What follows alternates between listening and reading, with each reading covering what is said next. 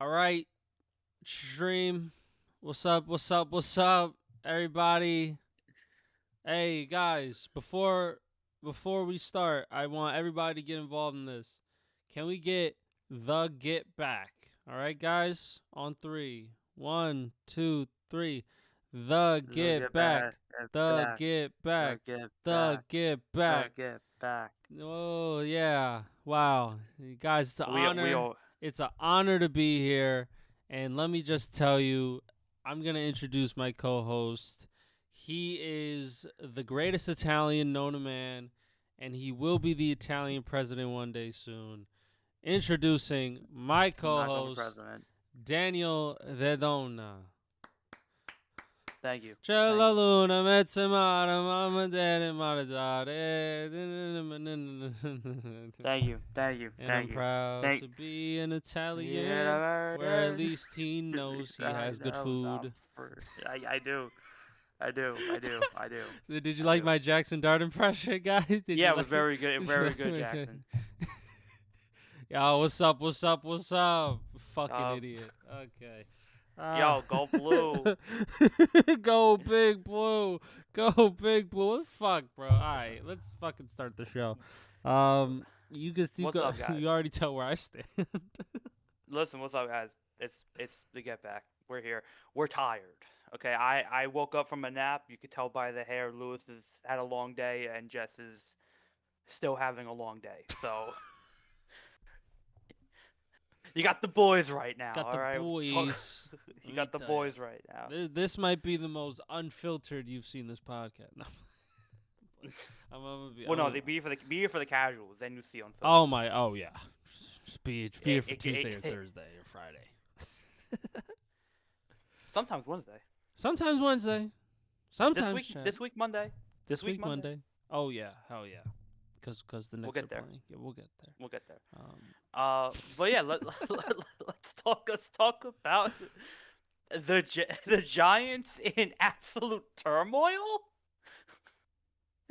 bro, before we even get to trading camp. can't have anything good, bro. Can't have anything nice, bro. So when was this? Thursday, Friday? This was like When Friday, I believe. Friday, Jackson Dart introduced President Donald Trump at a rally in New York, and some of his teammates and the Giant organization weren't too happy about it. To nobody's surprise. Now, I'll say this because I didn't give my opinion on the situation. I'll say this real quick and then we'll get into it later. I think what Jackson Dart did is stupid. I think everything that went involved into that decision that he made was stupid. What he said was stupid. Who he's choosing to back is horrific. And who is choosing to align himself with. And like, you can be Republican, you can align yourself with Republican values, someone that actually have some merit, in my opinion, and we'll get into that. But there is some really healthy Republicans out there that bring discourse and debate. But when you align yourself with somebody like a Donald Trump, who has no morals or values, who backs PDF file people, and who continues to refuse and continues to bring this country into the shitter that it's in right now, there's a bit of an issue there, and that's a bit of controversy, right? So, what Jackson did was stupid. And I want to say that because I do want to preface that before saying this. I think what Jackson did was dumb. However, and I'm not defending him, but however, we have to remember he's a 21-year-old kid who grew up most of his life in a very Republican state in what seems like a very Republican household with a lot of Republican people around him. Mm-hmm. It doesn't seem like he was ever able to expand his horizon. Because once you move to New York, and this may seem like an excuse, but Lewis, you can attest, New York is a cultural shock for a lot of people. And clearly, Jackson has not had the time to really develop and understand that part of New York and where he is at in this current situation. So I'm not defending Jackson Dart, but we have to understand he's still a kid. He made a bad decision. clearly, and he went about it the wrong way. Everything that he went about it was the wrong way. Because you could be a Republican in the NFL, you could have Republican values. There's tons of them. There's tons of them across the NFL. But once you make it publicly known, and once you make a clear stance about it, you leave yourself open to people attacking you and being subjective to you and maybe raising some eyebrows in your own locker room. Because there's, as much as there are Republicans, there are Democrats and liberals who very much oppose the current president, the current agency, right? So administration. So he made that choice. To make that choice at 21, the second year of your NFL career, probably not the best move to make. Probably not. So I can understand why he did it. I think we have to understand why he did it. He is a young kid who grew up in a very Republican household. You have to understand that. But at the same time, you also have to know where you're at. You also have to know where you're at in terms of your career, where you live, where you play, who you play for. So it becomes a very, very now touchy subject matter that a lot of Giants, it seems like, and especially one in particular, took offense to. So it now becomes an uphill battle from now to the start of the season for Jackson Dart to kind of win back his own locker room.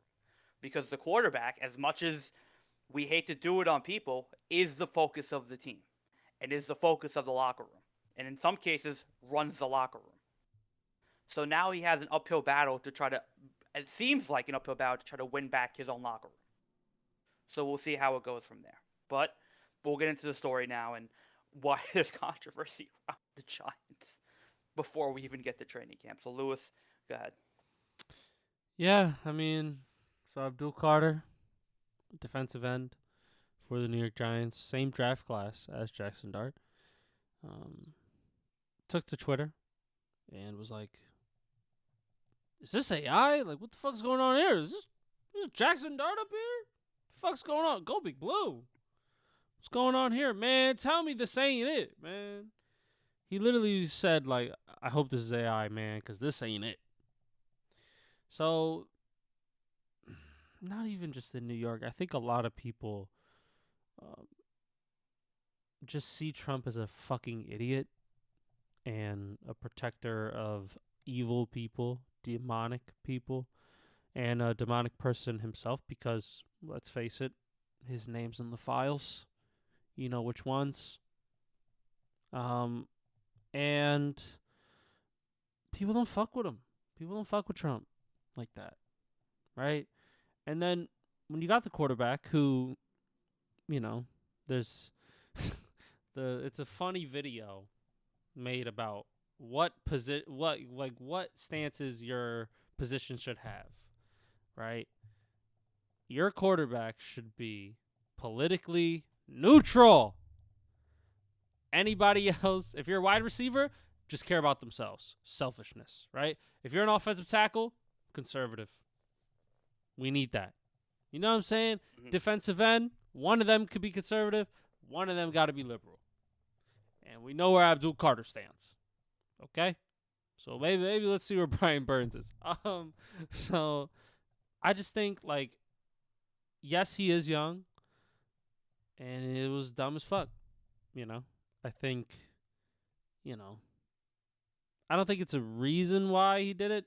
I just think that's just who, he is in the moment. He's just a young kid who made a decision where a lot of people don't fuck with. I truly don't. I think Donald Trump's a detestable human being, and to introduce him like he's fucking everything but everything above sliced bread is fucking crazy after knowing all the shit that he's done in the world. And just aligning yourself with that fucking demonic person is just evil and sick, because you're choosing to ignore all the foul shit that he has done in his entire life, aka, he's in the fucking Epstein files. He's in it. And I'm not talking about his name's just dropped. I'm talking about he's been there. He's seen it. Maybe indulged.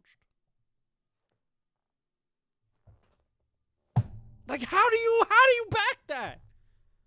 How? now, Jackson Dart. And I said this on Casual Stream. Jackson Dart, if we ever do an interview with you, I'm questioning you. Yes. What are you doing? I get it, you're a young kid, but I said it on the other live stream. You can be a Republican. You can be a conservative. I have no problem with that.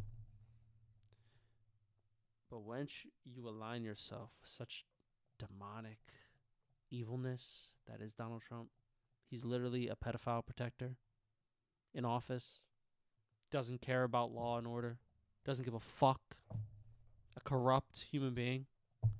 Now it's like, all right, so you're just an ignorant, dumb person. You know what I mean? Like, if he just, like, imagine we said this to Jackson Dart. So Jackson Dart, you know his name's in the Epstein files, right? Well, what did you think he would say to that? Oh, I didn't know. No, he knows.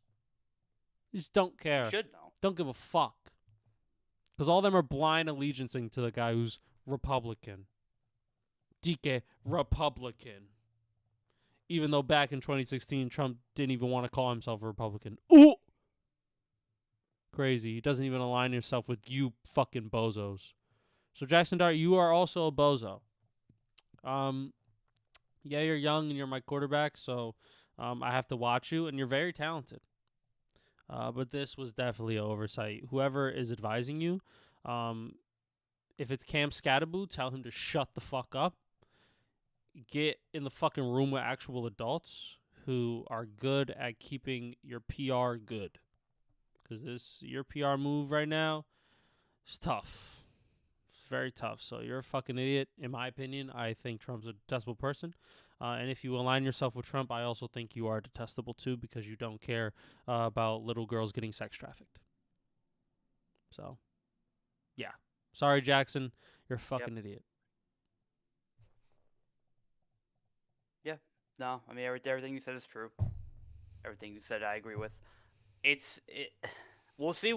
I'm sure. I trust New York media enough. That's a great statement to say. I trust New York media enough where I feel like somebody will ask that question. And we'll see what he says to it, because I have a feeling somebody will say something along those lines, like you said. So we'll see what he says when training camp starts.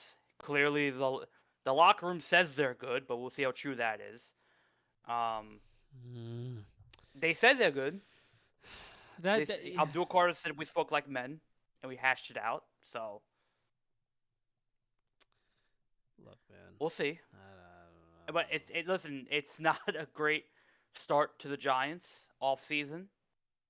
Well, I guess it's off season's over at this point. We're getting ready for a training camp, so it's not a great start to the start of training camp as we come up on it. But what also happened in the Giants world, if you have nothing else to say about that, Lewis, you could call it a bozo move. You call the man a bozo, but this bozo's sticking around for a couple more years. Joe Schoen has signed a multi-year extension with the New York Giants for I think, an undisclosed amount of money so far. But it appears that Jared Harbaugh and Joe Schoen want to work together. Joe Schoen's keeping his job. And yeah, the Giants have their GM for the next couple of years. Lewis, you have opinions on Joe Schoen. Yeah, I do. Very mixed. It's How do you feel him sticking around? It's interesting. He signed some good players, has drafted some good players, and then he's drafted some shitty players and signed some awful players. So it's kind of like a mixed bag, right? Has Joe Schoen helped contribute to getting good players on the Giants? Yes. Has he also let guys go and gave guys money who were shit and had one good year? Daniel Jones. And then turned out to be god-awful for this team in the next year or two? Yes. Not re-signing Saquon Barkley was big. And giving Daniel Jones $40 million a year. Only to trading fucking... Dexter Lawrence and this offseason. Trading Dexter Lawrence too. And you just lost a defensive tackle to a fucking torn Achilles injury. Depth is scarce, okay? Look. He's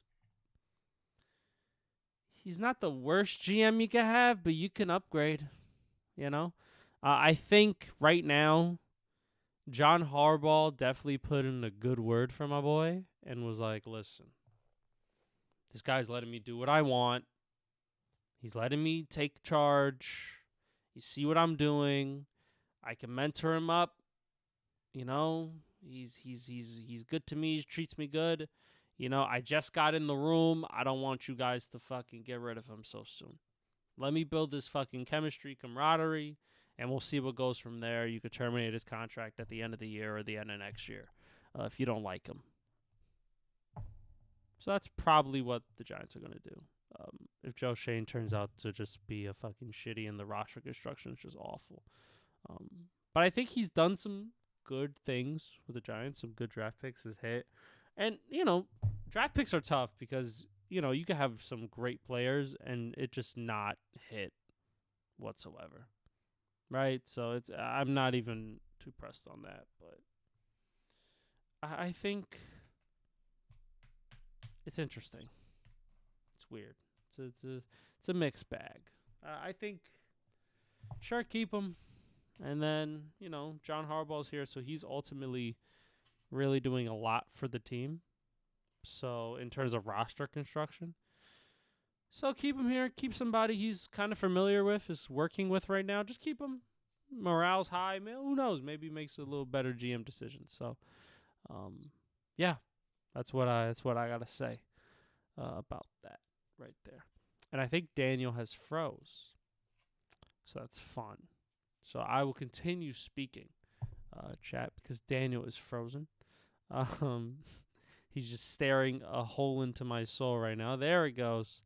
And as he left. But man,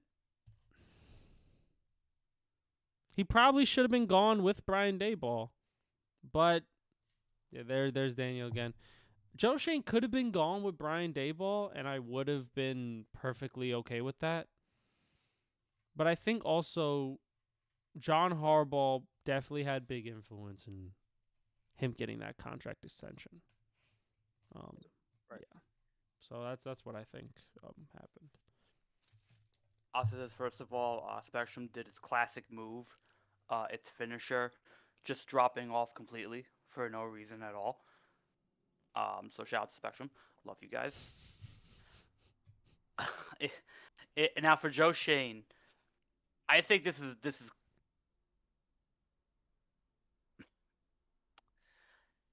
is an emergency plan for John Harbaugh.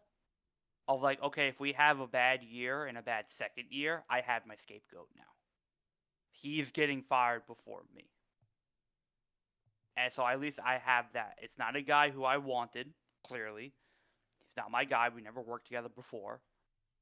He's pretty. I'm thinking he's a good guy, right? Obviously, but I think John Harbaugh looking for some type of scapegoat right away, just in case the shit goes bad. He'll take the fall first, Joe Shane, and then it'll put the pressure on John Harbaugh. That's fine, because Harbaugh has earned the respect and he has earned his keep in the NFL. Right, he's earned that. He's won Super Bowls. He's won playoff games. He's taken teams to division wins. So you're not firing John Harbaugh before you fire Joe Shane. You're not doing that. What has Joe Shane done in his NFL career to earn his keep like that? So I think this is a move that at least protects John Harbaugh for a little bit. It allows John Harbaugh to have his time and allow him to kind of build this team out. But if things go south in the next 2 to 3 years, the first person out the door is Joe Shane. And so the Giants are covering their bases in that, and I believe. And hey, everything goes well, Joe Shane's still the guy. John Harbaugh runs the team, but Joe Shane's still there. So it's a win-win for both guys, in my opinion. But, you know, Joe Shane has had a very, very, very mixed career. He's had bad drafts. He's had good drafts. You know, the book's still out on Abdul Carter and Kayvon Thibodeau, but, you know, we'll see what happens there. But, you know, he's signed some guys. He let, you know, Saquon Barkley walk because he said it cost too much money. His son said to draft, who would say draft? Jane Daniels, and he said no. This guy instead. So he 6'7". He had a very 6'7" career with the Giants. So I don't know. It's very. it's a weird extension at a weird time, but I can understand the idea and the philosophy behind it of you're not firing John Harbaugh the first 2-3 years. You're just not. He's earned that. So we keep Joe Shane around. We see what happens. If we're good, great. If we're bad, he's gone. That's the situation. So good for Joe Shane, I guess. You got another 2-3 years in an NFL career as a GM. Let's see what you can do with it. Yeah. He's good. Yeah, set. Shout out to him. Shout out to John Harbaugh. You know what I'm saying? Just getting guys paid. Be like, listen, keep him around. Let's see what we can do. After 1 year, shit's not John good. Harbaugh. Throw him to the fucking wolves. John Harbaugh's in a role like, what do you got?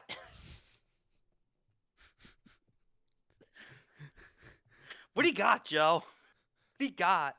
What do you got, man? What do you got?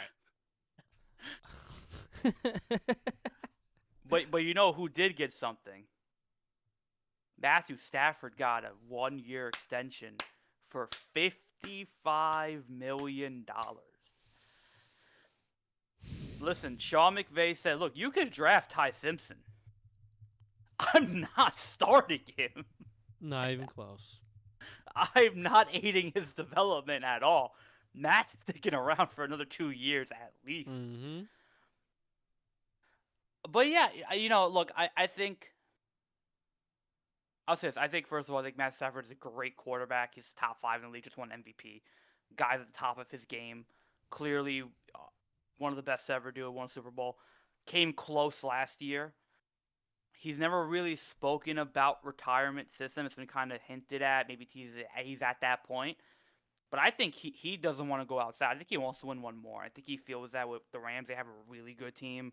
They got another really good team this year. They ran into the best Seattle Seahawks team to ever play. So I think Matt Stafford wants to stick around. He wants to try to win another one. I think he's not scared of Ty Simpson, clearly.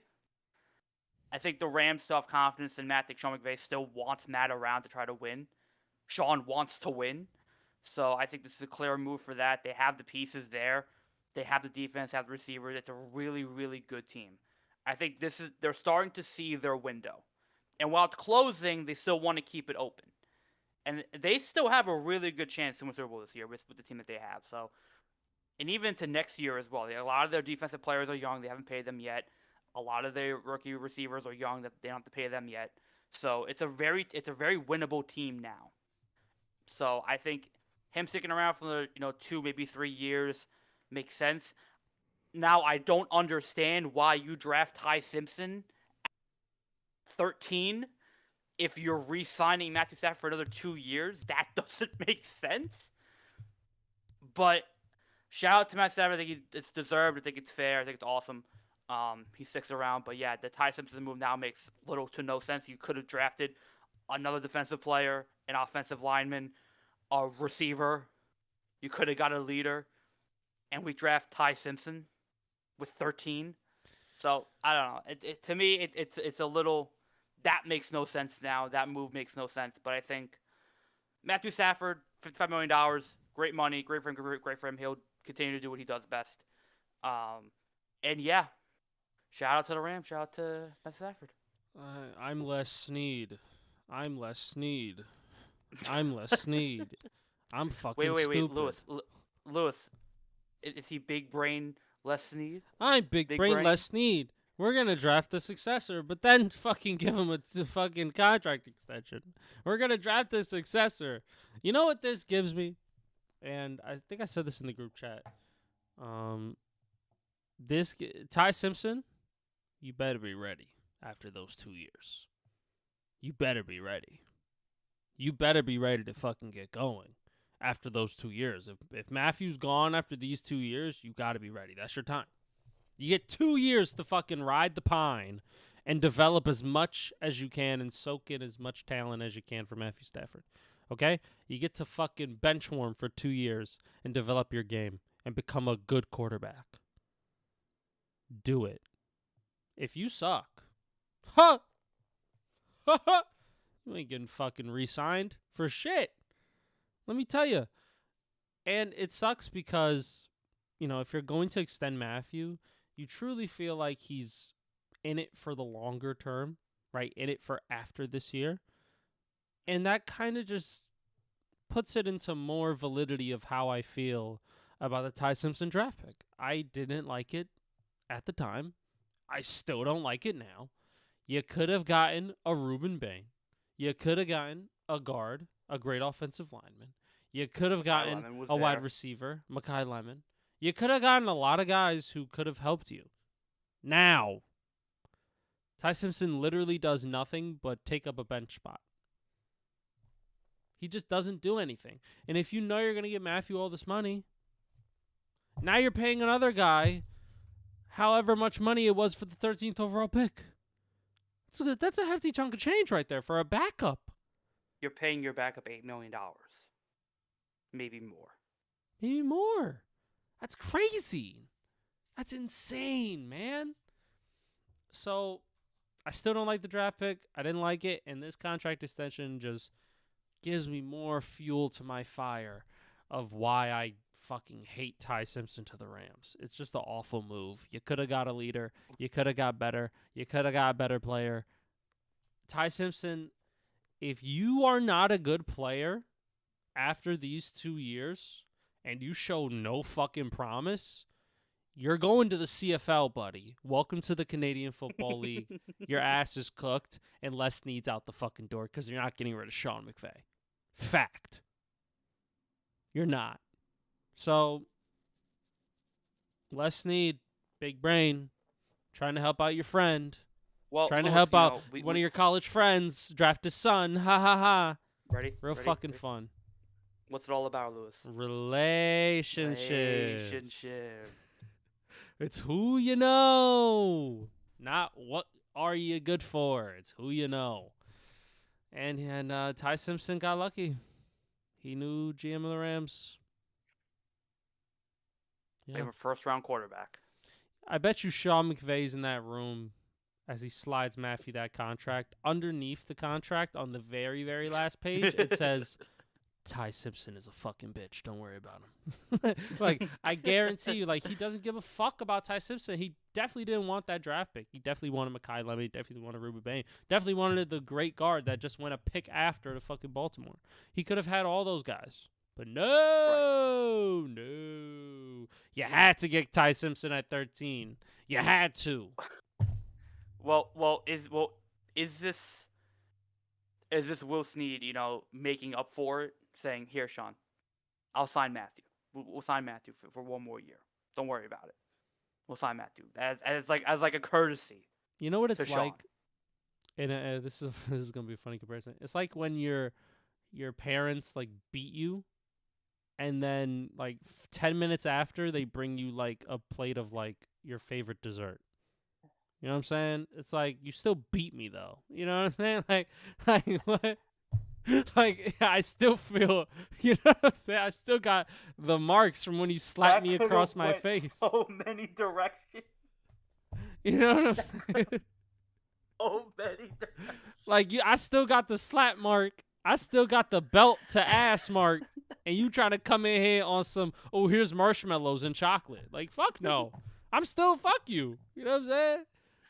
Crazy. You just beat my ass 5 minutes ago. You try to comfort me now. Be like, you want to eat dinner? Shut the fuck up.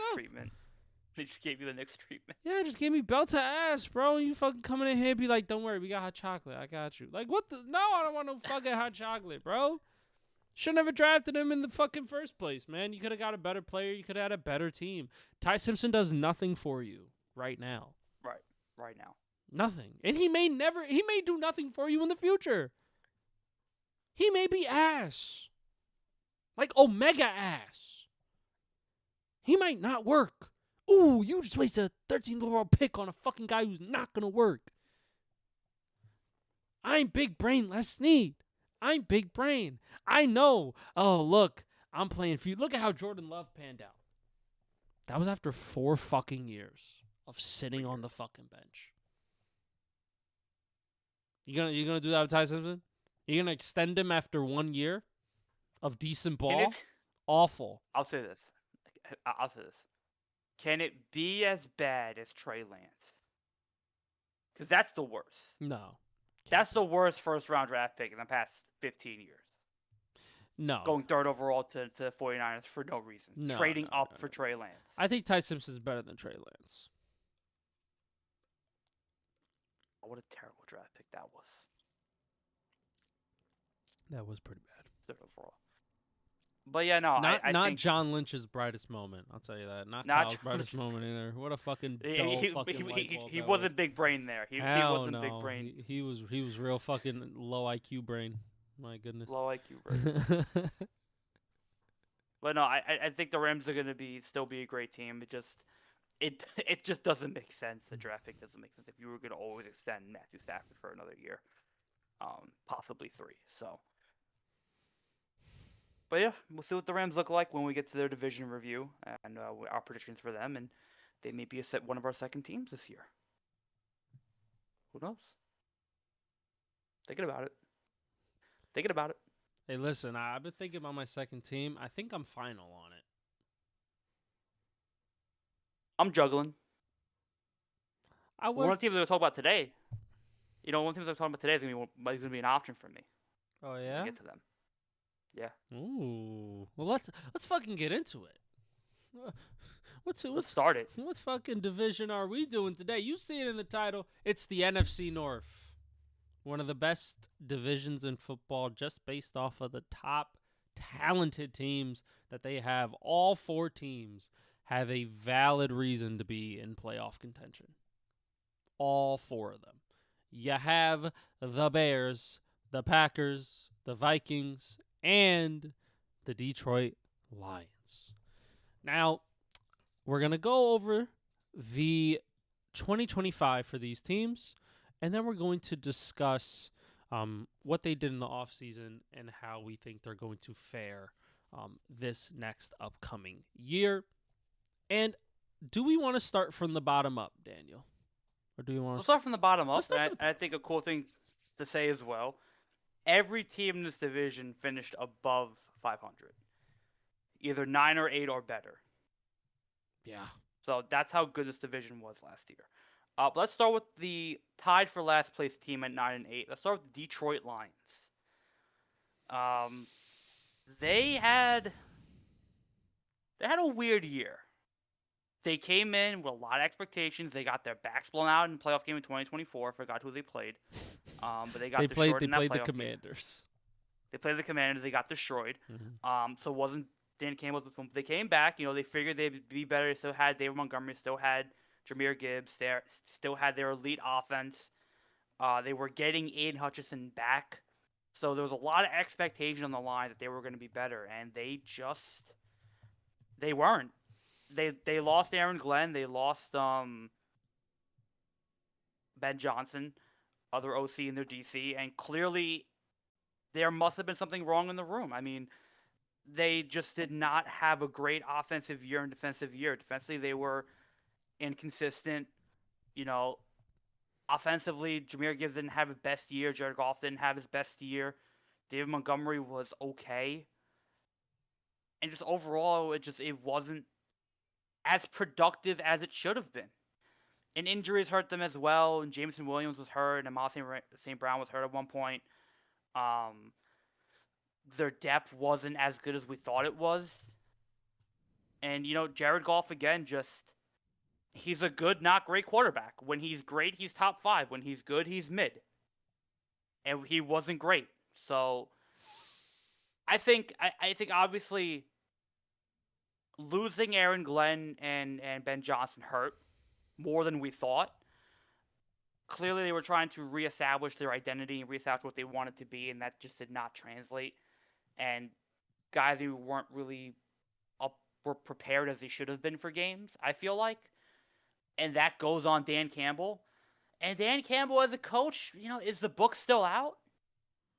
He had 2 awful first years and 2 really great years. He brought Detroit back from irrelevancy. He brought them to the playoffs, got 14 wins. Meanwhile, it was the first place team. And he just shot the bed in a playoff game. So I mean, and then he comes back this year and he's 9-8, and I get it, 9-8's a really good year, but you were last in your division, and they probably should have won with the team that you had. So it's a really interesting year because they really didn't add too much. They didn't get rid of too much. They changed their OC and DC, or they added a couple pieces on the offensive side of the ball. But other than that, Detroit was not good last year. It says 9-8, but they were not good last year. You know what's funny? Despite their record, is like, this is such a funny conversation to have because I remember when I throughout my entire life the Lions have been dog shit. So it's so funny that we're looking at a team because when you're looking at the stats for this team, you're like, holy shit, these guys fucking put up numbers. Like, how the fuck were they only 9-8? And then you look at their schedule, right? This is our favorite team. This is our favorite game. Who the fuck did they play, right? They started out the year quite hot, right? You start out 4-1. You beat Cincinnati, you beat Baltimore, Chicago. Pretty decent wins early on. And then you just start to get real shitty later on in the year, right? You're losing to Minnesota 27-24. I get it in division, but what the fuck are we doing here, right? You're losing to Philly 16-9. Not your best offensive game, right? You're losing to Green Bay late in the year. And then the 3-game skid that really fucking put you guys on ice. You put up 34 points against the Rams, not enough. They scored 41. You put up 24 against Pittsburgh. Oops, not enough. They put up 29. And then a miserable game against the Minnesota Vikings. You lose 23-10. Oof. And that's the game that knocked you out of fucking playoff contention right there. Yeah, it's just they should have won at least one or two of these games and potentially had a better record and could have made playoffs, but they kind of sold late year. Like, by their bye week in week 8, they were 5-2, and they finished the year 9-8. That's not good, right? You had a shitty record after your bye week, and you lost some really big, important games down the stretch. And, like, man, this offensive year was great. 1,400 yards for an Amon-Ra St. Brown, 1,200 rushing yards for Gibbs with 13 tutties. Like, these guys were good. Jameson Williams, he had 2,000-yard receivers. Jared Goff, 4,500 passing yards, 34 touchdowns, 8 picks. You were fantastic. Not in certain games. Just not, right? It just seemed like when push came to shove and they needed to get a touchdown or like a big possession, they shit the bed. Mm-hmm. Jared Goff didn't make the right pass, or he threw a pick late, or there was an incompletion, or they ran a wrong play. Like they weren't clutch like they were a couple years ago. Mm-hmm. You know what I mean? It's like they were in close games, and they probably like you go, what is that? 3-7 or 3-6 your last 9 with this kind of offense, this kind of team. And like you should be beating Pittsburgh. You should be beating Minnesota. Yeah. Like you should. And you probably go to the playoffs. Mm-hmm. Honestly, so like, yeah. Could it be Philly too? That was a stinker of a fucking game. You only put up 9 points. Dog shit. And that's what makes this tough. It's like they're a good team. Very good. They're still a very good team. So it's like what went wrong? Was it the coaching? Was defense? Defense and not being clutch. I'll tell you that right now. Also injuries. Their defense was fucking mangled with injuries. So the fact that they were 9-8 is kind of impressive. I'll give them that. Because the offense had to hard carry, and then sometimes Jared Goff just fucking isn't the clutch guy. And the offense can't do everything. Like the football is truly a team sport where both sides got to be clicking for teams to be actually good. Like one side can't be clicking all the time, and then the one time they fuck up, oops, it's on them. The defense has a lot to take away. I think losing both of their coordinators also hurt them because now they kind of had to refine their groove a little bit. Right. especially on the defensive side of the ball. Aaron Glenn had that team working, even with injuries. He had that team going. He had that team working, and it just wasn't enough this year. It just wasn't. They just weren't as good. Yeah. No, it's a conundrum. It's like they're such a weird team. Yeah. Such a weird team to talk about. Because are they good? Yeah, but are they clutch? Are they great? Yeah. But can we trust Jared Goff to get the job done when this team is struggling? Do we trust Dan Campbell to make the right play? Yeah. Can that defense get a stop when it mattered? It didn't. None of that happened last year when it mattered. So it's I don't know. Because, like, they're weird. Yeah. Because if we're looking at this roster and, like, what they did over the offseason, they didn't really add any difference makers. Not really. They added Isaiah Pacheco and Blake Miller in the draft. You needed a tackle. You got a tackle. Is this O-line going to be that good? I'm not too sure. You got the offensive. We're going to say healthy for a whole year? I don't know. Right? Is the defense going to play back up to the standard? Because objectively, if you're looking at this defense on paper, it's really good. It's a really good defense. Yeah. But they got to play up to their standard now. They have to get better with continuity. They have to stay healthy. Have to be on the field. Yeah. Because they didn't add anybody spectacular. So you're basically going in with the same fucking team that you did last year. But you lost some guys on the offensive line and some depth on defense. You signed Jack Campbell to a long-term extension. That's cool.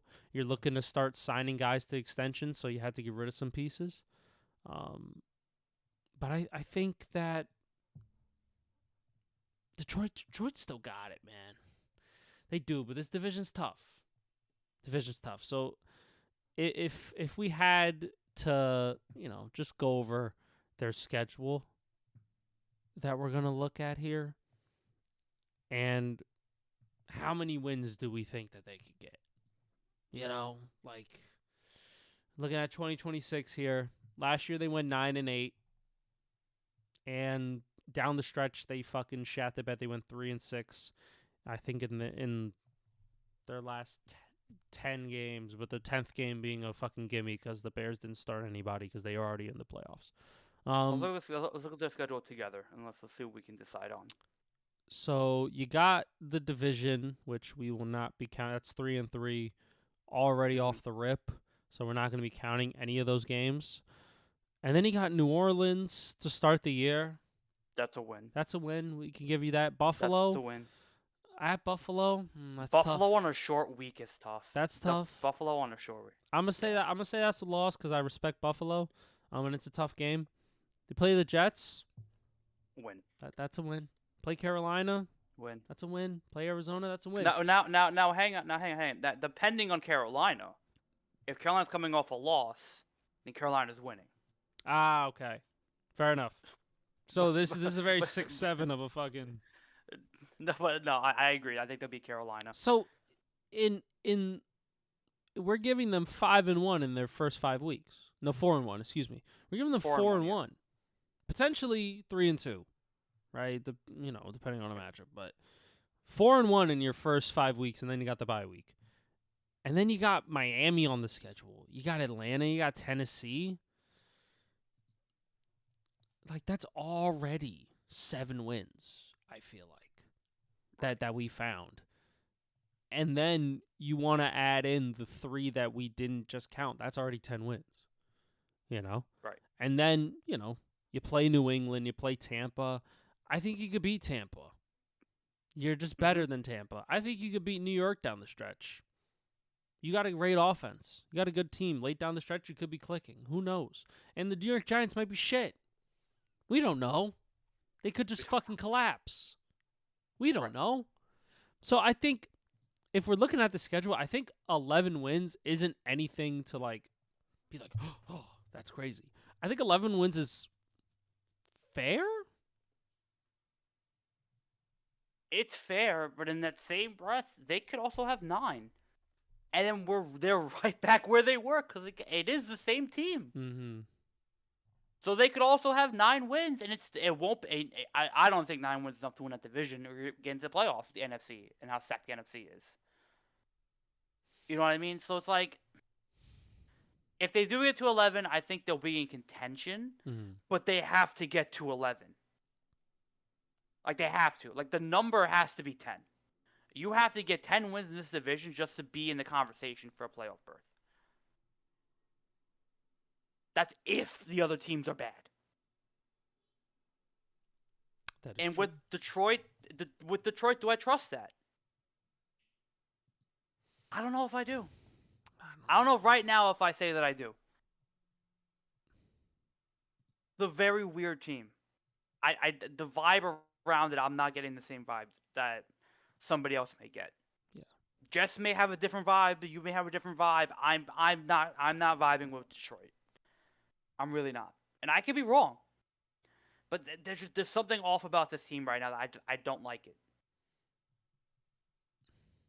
I think second year with their coordinators coming in, I think they're going to be a bit more stable, and I think that they're not going to choke down the stretch. I think that this is a great team on paper, and I think they just need a bit of guidance, right? Because late in the year, you just lost a lot of momentum. You're losing to teams that you should be beating, you know? So I think they could get 11 wins. I think 11 wins is, I think, really doable for this team. But I don't know. It's tough.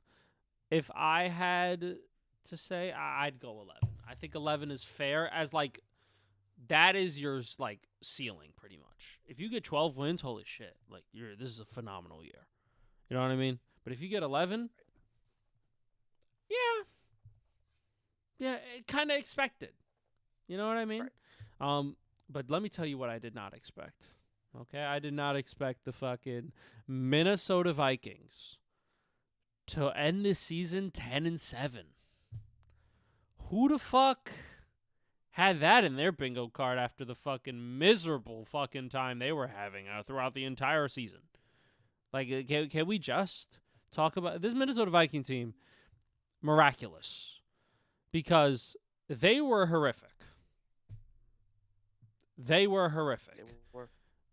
Right. They had number 9, J.J. McCarthy at their quarterback. And last year, they were very hot and cold. Some games, you got fucking prime J.J. McCarthy, who looks like he could be the guy for your team. And then sometimes you didn't. Now, could that be because he was, playing with injury as well? And he was injured for a lot of that beginning of the year. But a lot of those losses are on him. You know what I mean? Like, he wasn't that good either. Your team fucking underperformed because your offense was dog water. You have one of the best defenses in the league, run by a great defensive coordinator in Brian Flores, who wants to be a defensive coordinator, by the way, which is great, and wants to be there and wants to lead success. But when you go on a losing streak of Philadelphia, Los Angeles, you beat Detroit, crazy. You're losing to Baltimore, losing to Chicago, losing to Green Bay, losing to Seattle. Yeah, you can't just go on runs like that of losing in the NFC North because you will get fucking trounced and you will not go anywhere. Now, to be fair, end of year, we're on a little 5-game win streak here. Kind of cooking. Hold on, chat. We were kind of eating. Let me tell you. Now, it says they went 10-7, but they didn't. They actually went 9-8, which is dumb as fuck. Why the fuck did... I know what you're going to say. AI. Why did AI say they went 10-7? Fucking idiots. Dumbasses. Anyway, so they went 9-8, right? I completely fucking missed out. I'm an idiot as well. So they went 9-8. I mean, you stopped the Detroit from making the playoffs, so that's fun. But, not a great year. in totality. Look, they were 3-2 going into their bye, and then they just went on a bad skid. They lost to Philly, lost to LA 37-10, beat Detroit 27-24, and then they had that 4-game losing streak against tough teams. Baltimore, which maybe could have beaten. They lose Chicago, Green Bay, and Seattle all in a row. That's tough. Then they brought it back. They played good competition: Washington, Dallas, New York, Detroit, Green Bay. That's cool. I think this Minnesota Viking team last year was without J.J. McCarthy, and if it does have Sam Darnold, I think they are a 13-14 win team. You could call that a hot take. You can call that what it is. I think they are a guaranteed playoff team with Sam Darnold as their quarterback. Let me tell you something, right? Daniel. That's not hot at all. I believe that 1,000%. And I think they made the wrong decision. And do you want to know why I think they made the wrong decision? They fired the GM who made that decision. Right. So I think they also agree that they fucked up because they see the shit that they have to deal with the injuries to J.J. McCarthy and also the shit play. Number 9. Right. So if we're looking at this team outside of the quarterback position, you have top 3 receiver in the NFL, arguably top 10 secondary receiver in the NFL, Jordan Addison, top 10 running back in Aaron Jones when he's healthy, Jordan Mason, who is a great number 2 back, T.J. Hawkinson, when he's healthy, is one of the best tight ends in the league. You have a really, really great defensive line, and Redmond, Van Ginkel, and what's his name? Forgetting the other one. They just re-signed him. And Hargreaves. You have a great defensive line there. You have Blake Cashman, who's a really good linebacker. Dale Jackson's a great safety. And they're coached by, and Dallas Turner as well, they added. And you're coached by one of the best defensive coordinators in football, in Brian Flores. And on top of having a great offensive coach as well, in Kevin O'Connell, you have a really, really great team outside of your quarterback position. That with better quarterback play in that division against some of these teams, and again, you were 9-8 with shit quarterback play. This defense was legit. Brian Flores is an absolute Picasso when it comes to crafting a defense. Kevin O'Connell, maybe not the quarterback whisperer that we thought, or maybe he is because he made 9-8 work with J.J. McCarthy. And Carson Wentz and Max Bromser throughout the year. And what Max the Bromser. Fuck? And now you're adding in Kyler Murray, who was objectively better than all 3 of those guys. And you're giving him a really good offensive line, a really good running back, an elite wide receiver, which he's never had before, and a great defense. He did have that 1 year of D-Hop. Let me tell you, that 1 year of D-Hop was special. All right, calm down. He was cooking it. Listen, that 2019 year, let me tell you, that was magical. They were 7-0. Remember, that was the fucking year that Cliff Kingsbury was fucking, oh my God, he's a revolutionary. And then they fucking fell apart in the playoff game and then fell apart. He's a visionary. He's a visionary. But yeah, Minnesota. I think with Sam Darnold, or you could plug and play any other quarterback that wasn't J.J. McCarthy last year, and they would work. They would win. They would win more games. They just would. And I firmly believe that if Kyler Murray does win that starting quarterback job, and I firmly believe this, and I'll say this prediction right now, if they start Kyler Murray, they stay healthy, and this team stays together, they're winning the division. I think they are. I think Kyler Murray's that much of an upgrade and that much of a difference maker. Whoa. I think that offensive line is legit. I think that defense is definitely legit. And I think their schedule was very much in their favor going into 2026. So, it's a really, really interesting year. I'll let you go before you give, our prediction, but I think this is a very, very big year for Minnesota. I believe in this team a lot.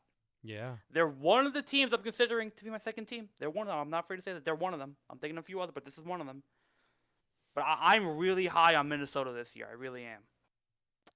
I think the addition of Kyler Murray and them trying to overhaul that defense. And Jawan Jennings, sorry, we forgot about Jawan Jennings, adding him as well to Oh, elite shit. wide receiver room. Oh Like, shit, come Jawan on. Jennings. I fucking forgot about him. Look, if Kyler Murray don't work in Minnesota, he never will work anywhere else. Because what the fuck? If you can't work with Aaron Jones and Jordan Mason, Justin Jefferson, Jordan Addison, Jawan Jennings, first off, that's a lot of J's. I'm gonna keep it stacked. That's a fuck ton of J's. But the J.J. McCarthy, Jesus Christ.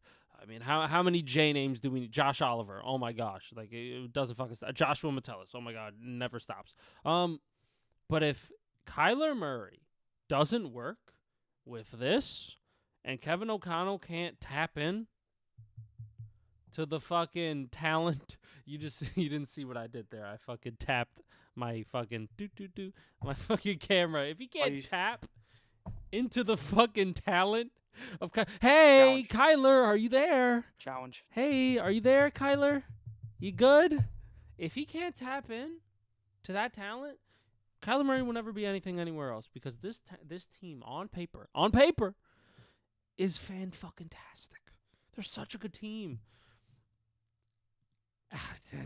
It's going to be interesting. Now, let's take a look at their schedule. I really want to take a look at this schedule coming up. Lewis, what's their schedule? Ooh, this is fun. All right, so they start out the year, the first 2 games of the year, Green Bay and Chicago. Mm-hmm. Already, we're starting off hot, right? So 3-3 to start. We're not giving them any advantage in their division. They're going to go evens. So week 3 is when we're starting. They play Tampa Bay, then week 4 Miami, then week 5 New Orleans, right? All of those games are very winnable. Very winnable. And with Kyler Murray at quarterback, now look, I'm not as high on Kyler Murray as you might be in the system, but the weapons that he has at his disposal, it's hard to say that he can't because he does have talent. He has great arm talent. He is short as fuck, so that may prohibit him seeing the middle of the field. But in terms of getting the ball to these guys, he can do that at still a very high level, right? Then you play Indy, then you play Buffalo in week 9. All right, we're getting to a little bit tougher games here, right? Tougher part of the schedule. Tougher part of the schedule. You got San Francisco in week 11. You got Atlanta, Carolina, New England. I mean, those games are winnable, though. I see them as are winnable. They? Maybe not San Fran, but Atlanta, Carolina, New England. Are they though? Nah, I'm not giving you New England. I'm sorry. I'm not. I'm just not. All right, that's fine. Even with the turmoil of Mike Vrabel, I still think the team won't give a fuck this late in the season. But the Thursday game. But the Thursday night. Thursday night. Anything happens on Thursday night. I'm just saying. Yeah.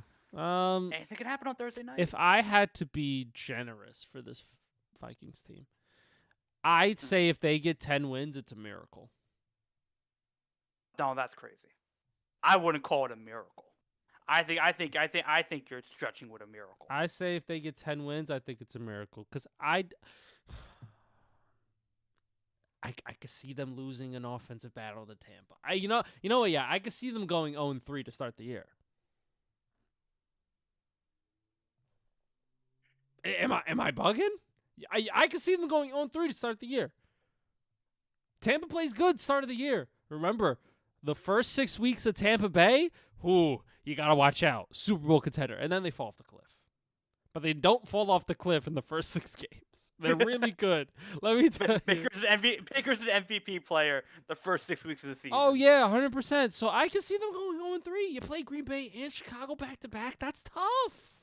That's in division already off the rip. And then you got Indianapolis and then Detroit and then fucking Buffalo. The first 8 weeks of the season that you're playing games, I could see you being like 3-5.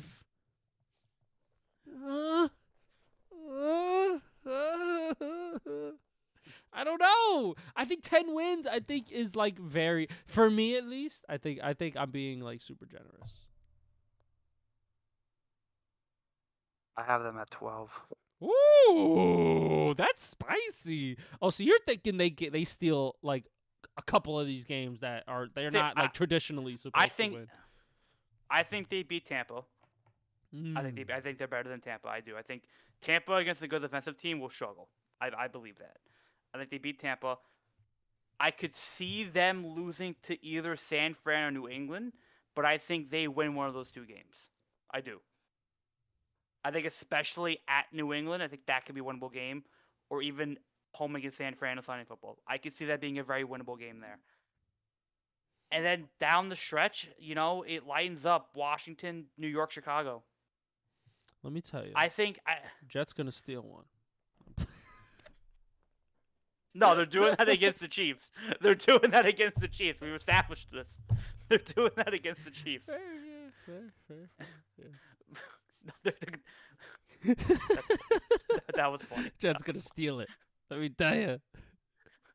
They're gonna play spoiler. But no, I don't know. I have a feeling with this group. I just do.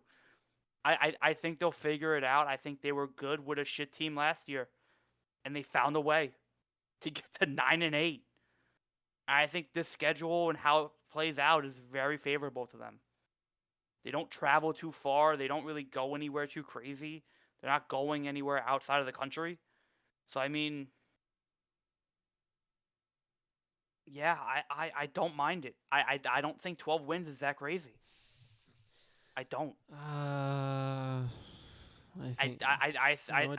think they'll be right up there in this division. I love you. I think you're a maniac a little bit, but that's fine. That's fine. I don't know, man. Like maybe I'm not getting behind the Kyler Murray train.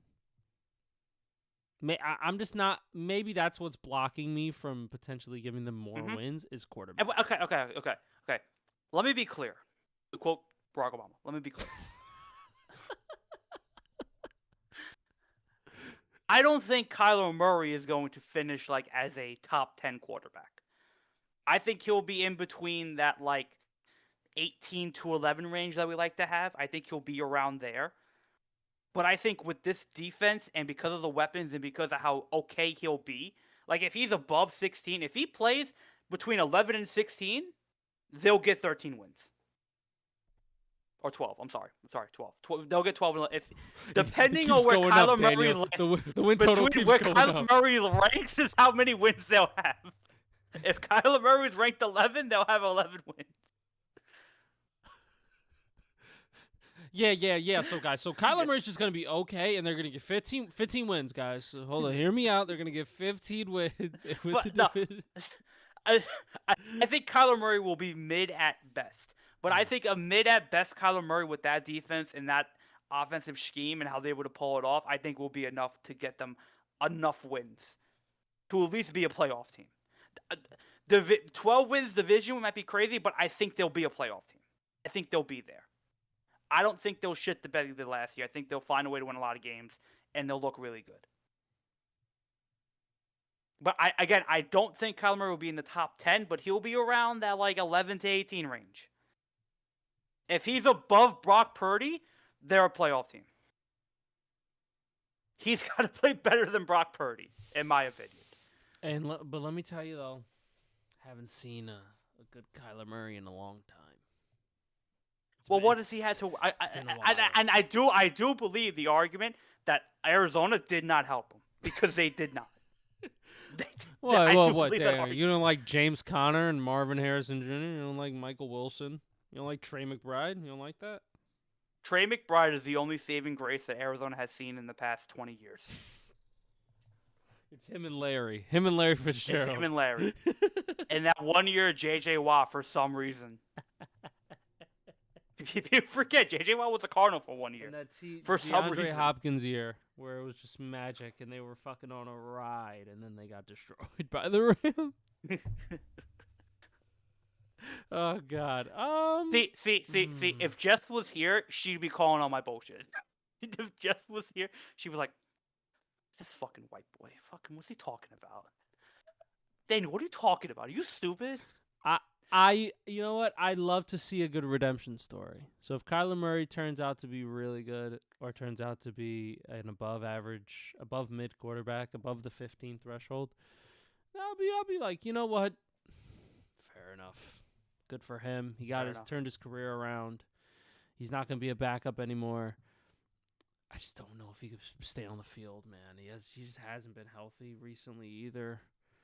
It's definitely like a high risk, low reward. Not high risk, low risk, high reward signing. Like there's literally no risk.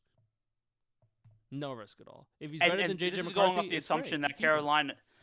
This is going off the assumption too that Kyler Murray's win the quarterback battle in camp. Yo, imagine he loses. Oh God. It's cooked. Everything I just said is cooked. They're winning 7 games. They're winning 7 games. Oh no. Now let's get into the next team here. Let's get into another team. Listen, near the forever 9-7 with one tie. I feel like this is always the Packers' record, right? Don't you always think that it's always 9-7 with a tie, or like they're always 9-8, or they're always 10-6? Like this is just the Packers are always going to be the 9-win team every year. Yeah, they're interesting. 9-7-1. What a fucking 9-7-1. I mean, you know, let's first talk about made the playoffs. As 9-7-1. 9-7-1. Yo, ChatGPT is about awful. Let me fucking tell you. AI guys them at 11-6. What the fuck are they talking about? What the fuck are they on? Are they high? Are they good? No. Not good at all. That's why you don't trust AI, kids. You don't fucking deal with this shit. You X this fucking shit out. This is why you have to write your own paper. Yeah, true. Yeah, exactly. I mean, 9-7-1. You look at what they were doing last year, and they started out the year quite good.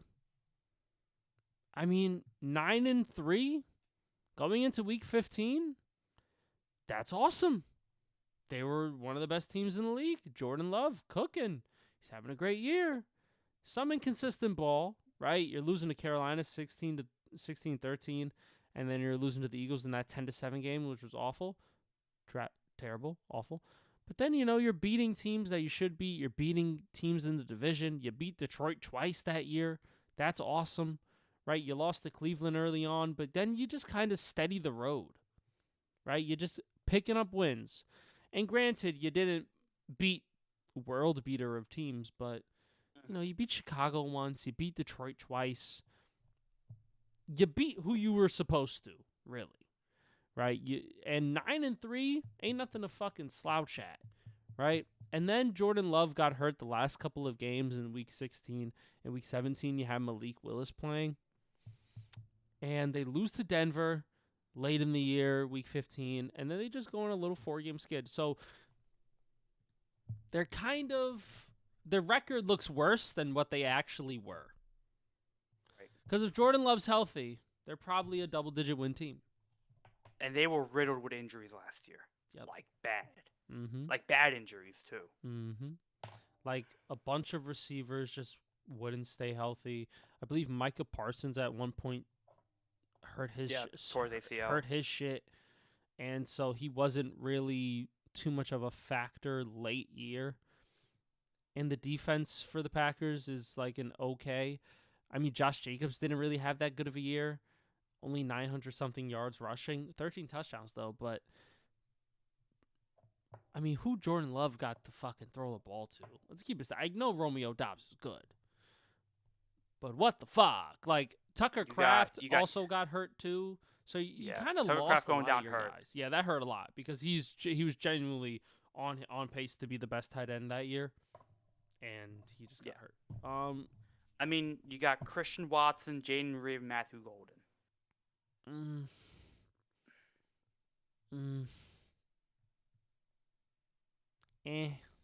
Not the most elite wide receiver room we ever seen. It's not a great team, but they find a way to win.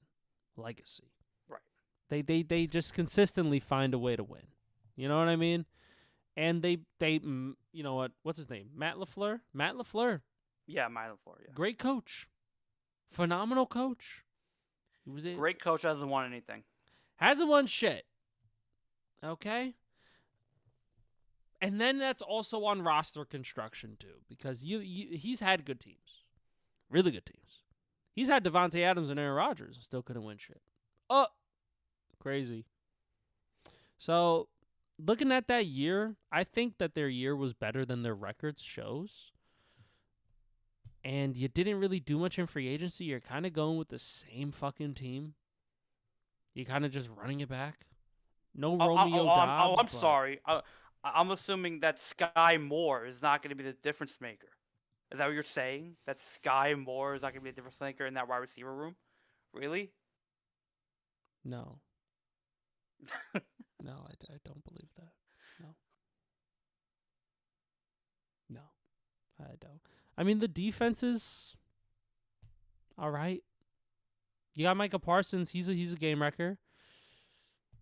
That is the defense. Yeah. I'm looking. Yeah, Xavier McKinney and Micah Parsons. That's literally it. It's two guys and a bunch of other guys just trying to play their role and shut their mouth. Because here Franklin's good too. He's a good linebacker, edge linebacker. That's about it. I mean, you know what this team is? Well coached. They're a well coached team. Don't have big names. Well coached. Jordan Love played great last year. What are they gonna do this year? Fuck. If I had to put a fucking let's play the fucking game. Cue the music. You want what the schedule is? Cue the fucking music. What is their schedule? What is their schedule? Who do they play next week? Da-da. All right, let's see. All right, here we go. Start the year at Minnesota. Then they play Jets to win. Oh, is this schedule kind of cupcake? Am I bugging? I was looking at some of these names. Might be. This schedule looks a little cupcake. Atlanta, Tampa Bay, Dallas, Carolina, New England's probably their toughest game before their bye, which is week 11, which is a late bye. Then they come back from the bye, play Los Angeles. That's Christmas. Oh, I'm sorry, that's the dumbass day before Thanksgiving game. Okay, that's bullshit. We keep it a sack. Buffalo. I mean, end of the year's kind of tough. Chicago, Houston, Detroit. But I mean, you would think, right? I mean, okay, let's just go 3-3. How many free wins do we got? New York, Atlanta, Miami, Tampa. I mean, although they play Tampa week 4, I don't know. It's a tough game. So this is a tough one. Baker Mayfield's on his shit. He's going band for band with Jordan Love week 4. That was an interesting matchup. You know what? The Houston game late might be interesting too. New Orleans as well. They could beat New Orleans. You know what, Lou? You know what I'm looking at? You know exactly what I'm looking at? 9-8. 9-8. I'm looking at 9-8. You know what? You're not far off. I'm feeling that vibe too. Let me tell you. I'm looking at 9-8. I'm feeling it. I'm feeling a 9-8. You know what? You know what? We have to start doing now, because we clown on Pittsburgh. The Packers are the king of the mid in the NFC. Like, Pittsburgh is mid in the AFC. The Packers are the mid of the NFC. It's 9-8. I can't justify Steady. 10 wins here. Hey, steady. Consistent. They know what they're good at, and they fucking play to it. They'll be 9-8 as the last wildcard team too. Oh, 100%, yeah. I mean, it's funny because they were 9-3 before a fall off. But genuinely, their schedule last year was easier. It was. Yeah, it was. This schedule's tougher. You got Buffalo on the schedule. You got a Dallas game. You got a New England game in here. You got Houston. You got Detroit twice. You got Chicago twice. Like, These are tough fucking games. Like, Chicago on Christmas too do I dare? in Chicago. You know what? I don't want to be like underestimating them. I could see 8 wins, maybe. Maybe. I'll probably go 8, 9. They beat New York, they're 4-3. They beat Atlanta, they're 5-3. I'll say they lose to Tampa, they're 5-4. I'll say they lose to Dallas, they're 5-5. Do they beat beat Carolina? Yeah. I think they beat Carolina 6-5. Lose to New England 6-6. Lose to LA 6-7. Beat New Orleans 7-7. They beat Miami 8-7. I can't give them any more wins, huh? Not gonna give them any more wins, and they're gonna be. Can't give them any more wins, huh? I think you kind of have to do it. I can't do it. They gotta be 9-8.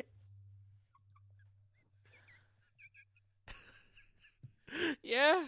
They're gonna be 9-8 again. I think I'm being. If I'm being serious, I think I'm being generous. Because I'm saying they're gonna beat Tampa, Carolina, and Houston. They may lose those games. They lose those games. Cause like the teams that they beat were not on. I mean, they beat Arizona. You beat Washington, New York, Pittsburgh, Cincinnati, Week 6. Ugh, disgusting. They were already No Joe falling Burrow. apart. No Joe B.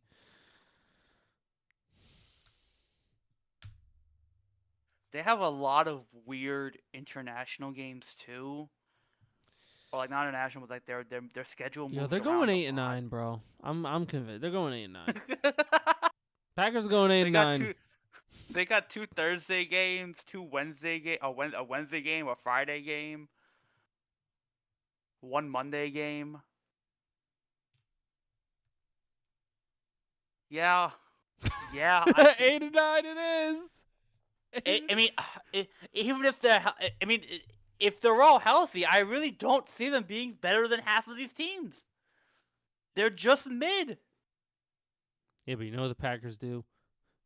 They find find a your way. weaknesses and exploit them. They'll find a way. Right? They'll find a way. They'll find a way. 10 wins. 10. The best I could do is 10-7. Green Bay. Sorry. Listen. 10-7. Second place wild card team. That's all you're getting. Best I can do. Get it. You can get bounced in the first round though. Sorry. Get past in the first round. That's it. That's all Listen, we have. You are the Pittsburgh Steelers of the NFC. Sorry. Yeah. Let's talk about now. let's talk about now. The first place team, the team that came out of nowhere and surprised everybody, under first-year head coach Ben Johnson, second-year quarterback Caleb Williams, the Chicago Bears, winning the division at 11-6. The team that I picked as my second team last year by just vibes. Pure spite and pettiness, just out of just being like, oh, you don't believe us? Okay, watch this.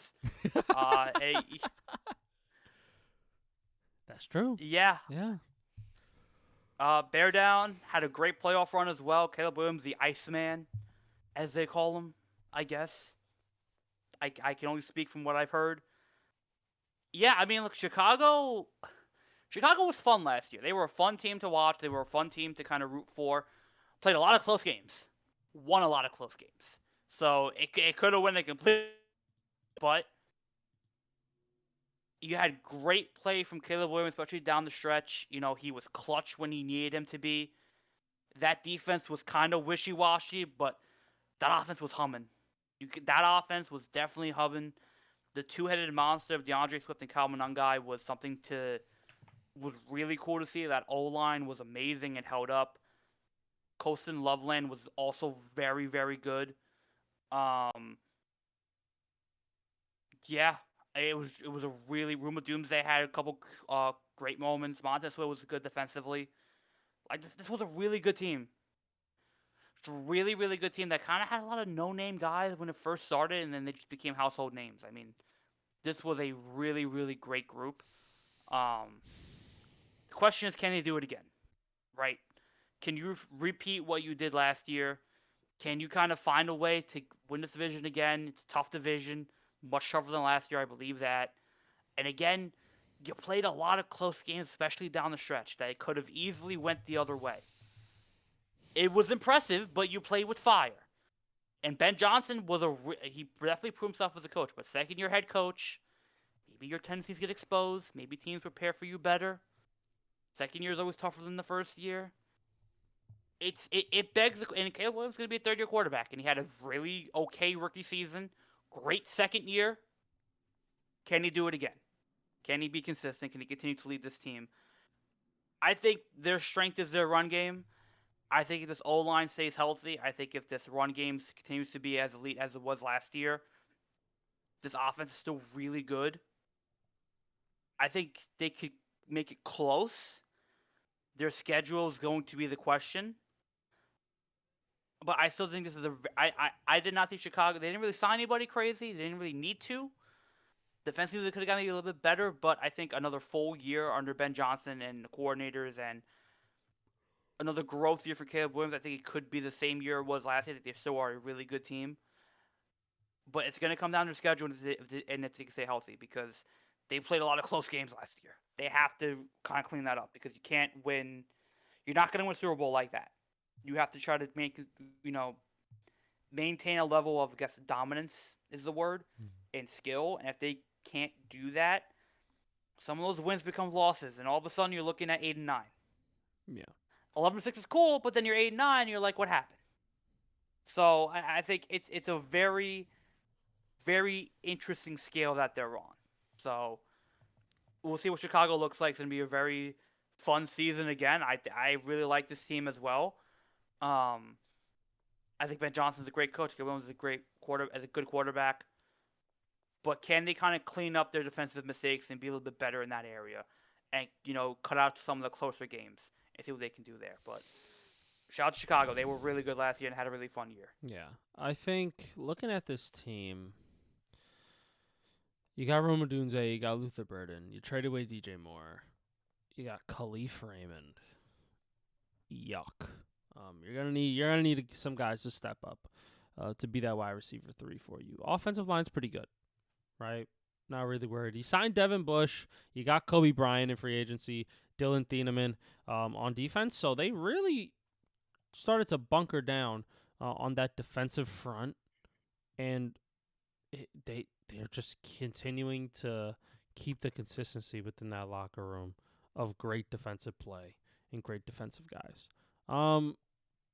Last year, I'm of the belief remember when the Giants went like 11-6 or like 10-7 or 9-7 and whatever the fuck they went that one year they made the playoffs. Yeah, they won a lot of close games too, and it's really hard to replicate that 2 years in a row.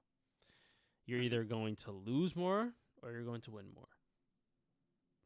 So I'm looking at their schedule. This is our favorite game.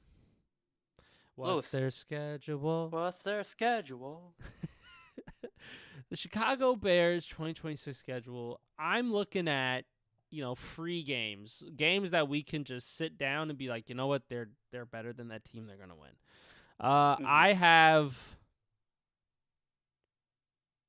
1, New York, 2.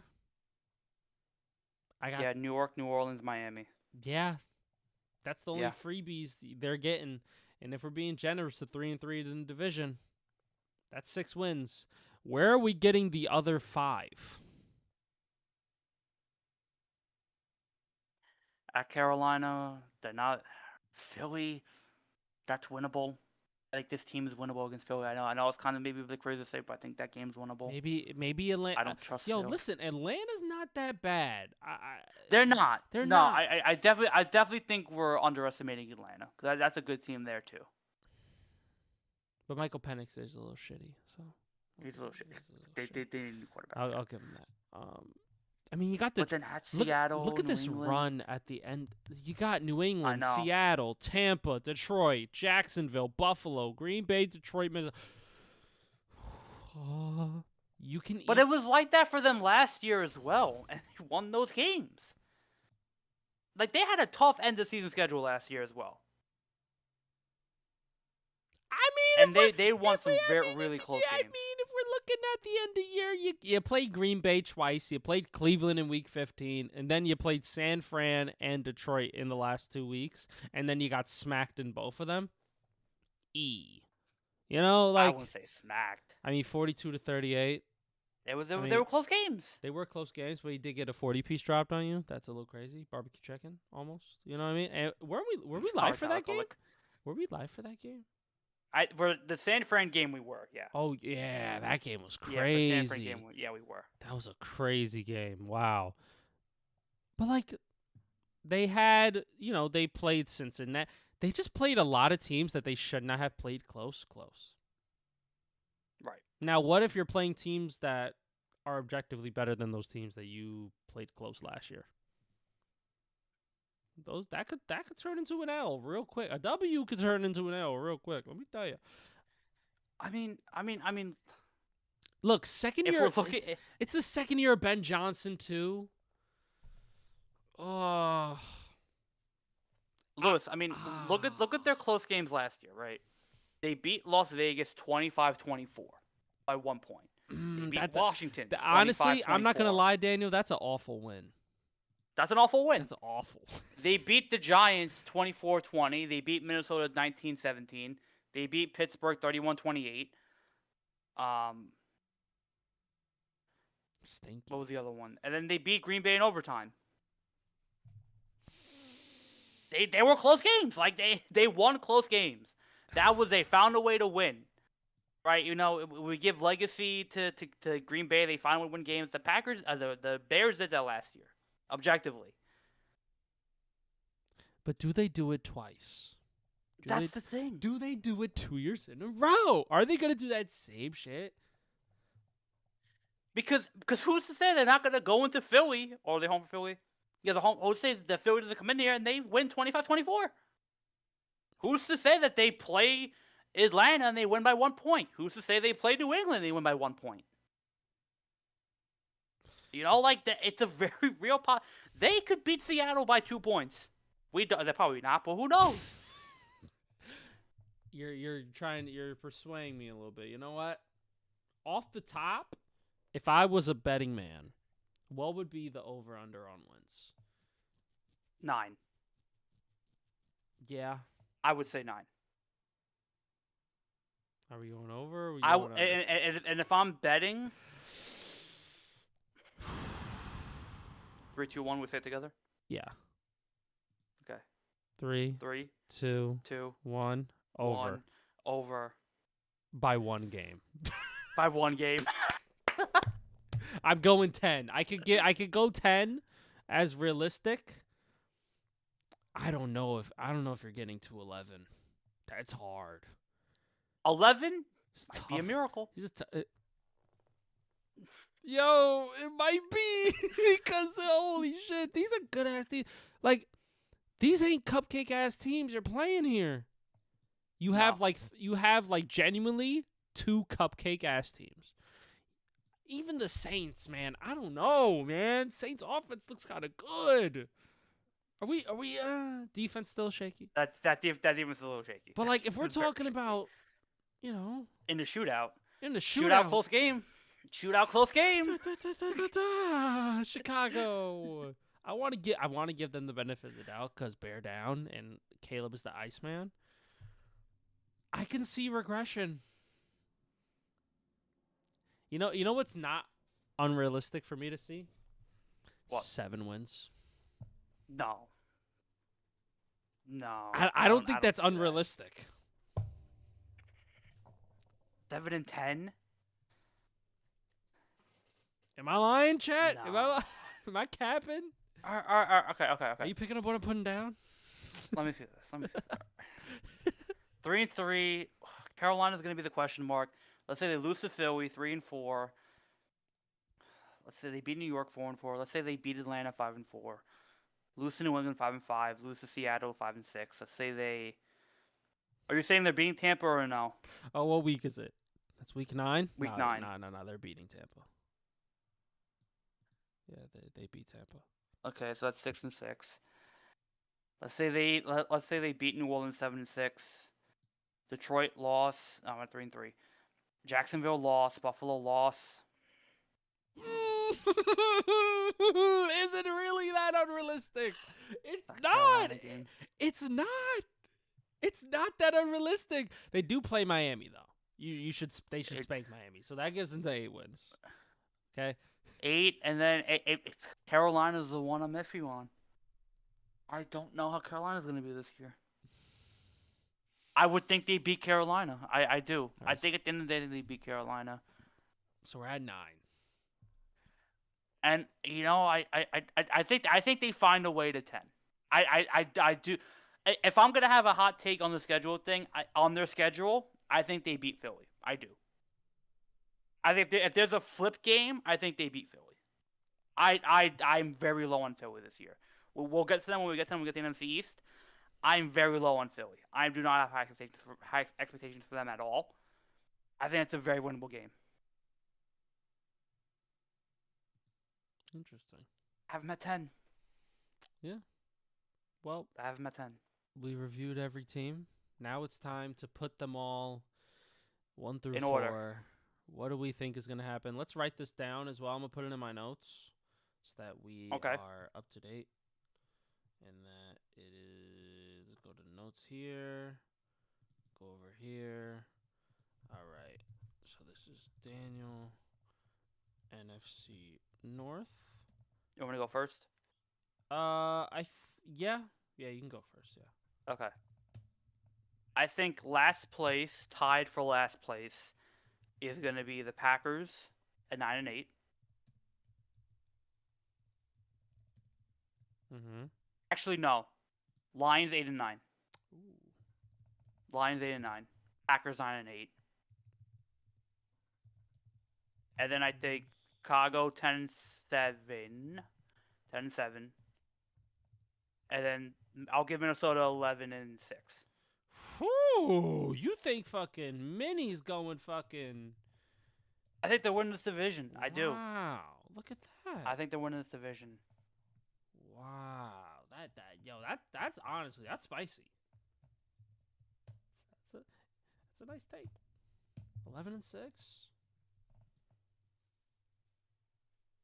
You're really high on Kyler like that, are you? I'm not. I'm more high on the team around him. God bless you. Fair enough. God bless me. Okay, if I had to pick my NFC North,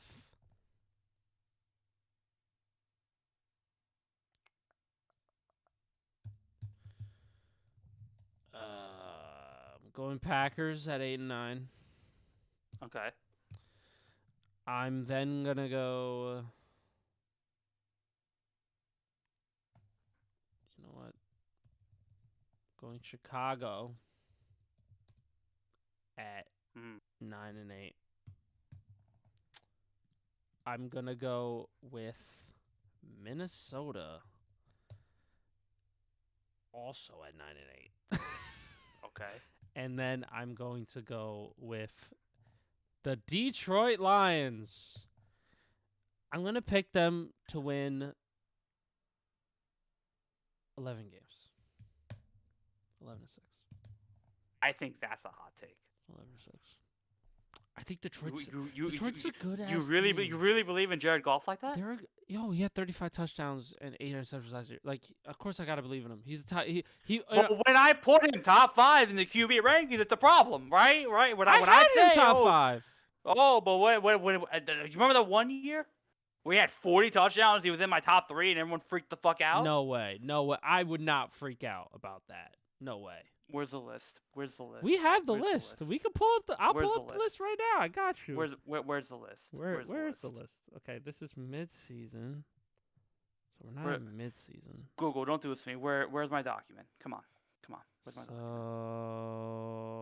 Okay, this is untitled, so I think it's this one. No, this is wrong. Where is it? It's a great question. I have mid-season, but where's the other ones?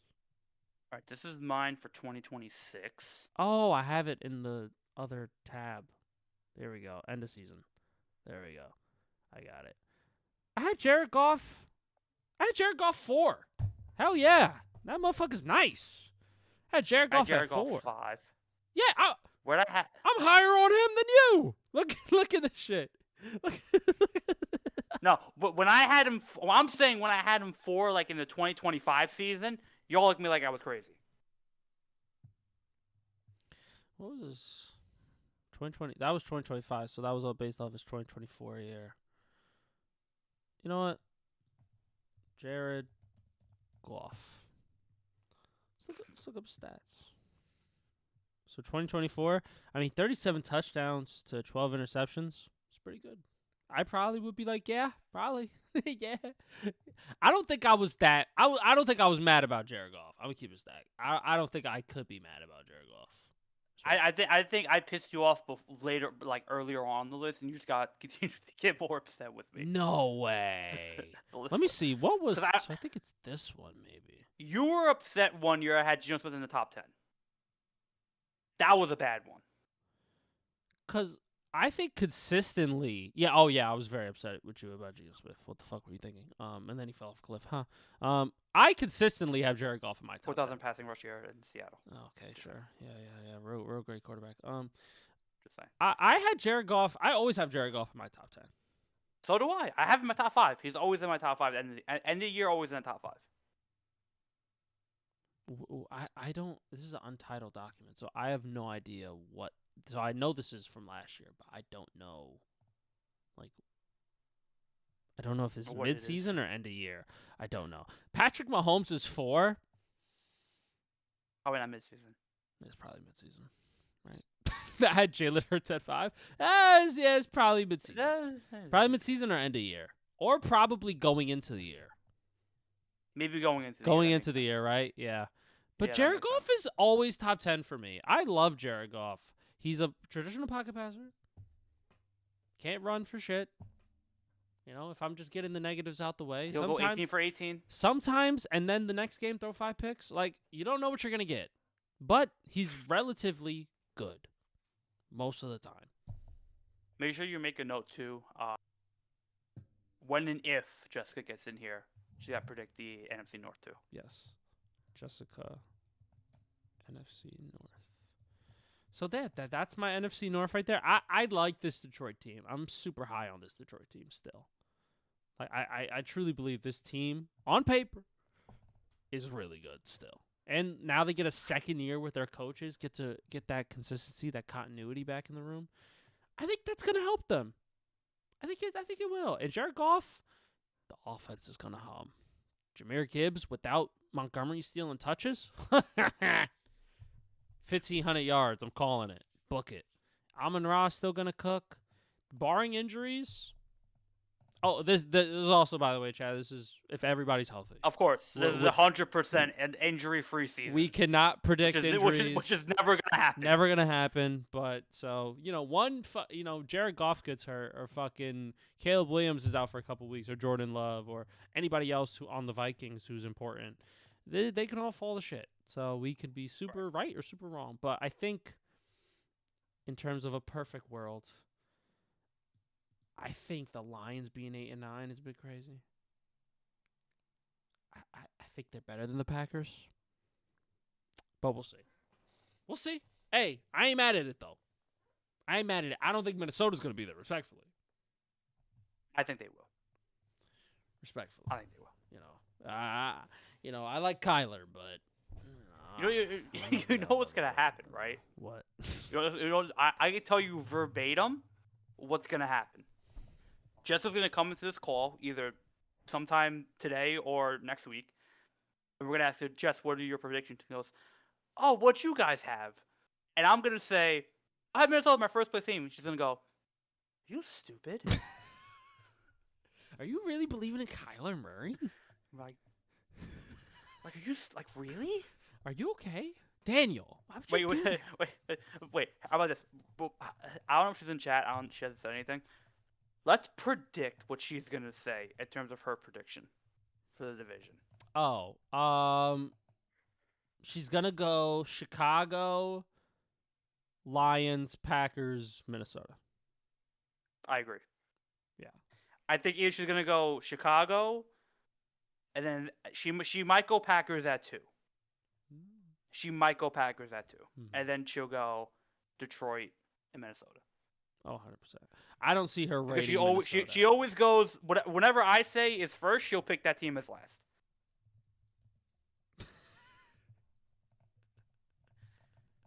Fair enough.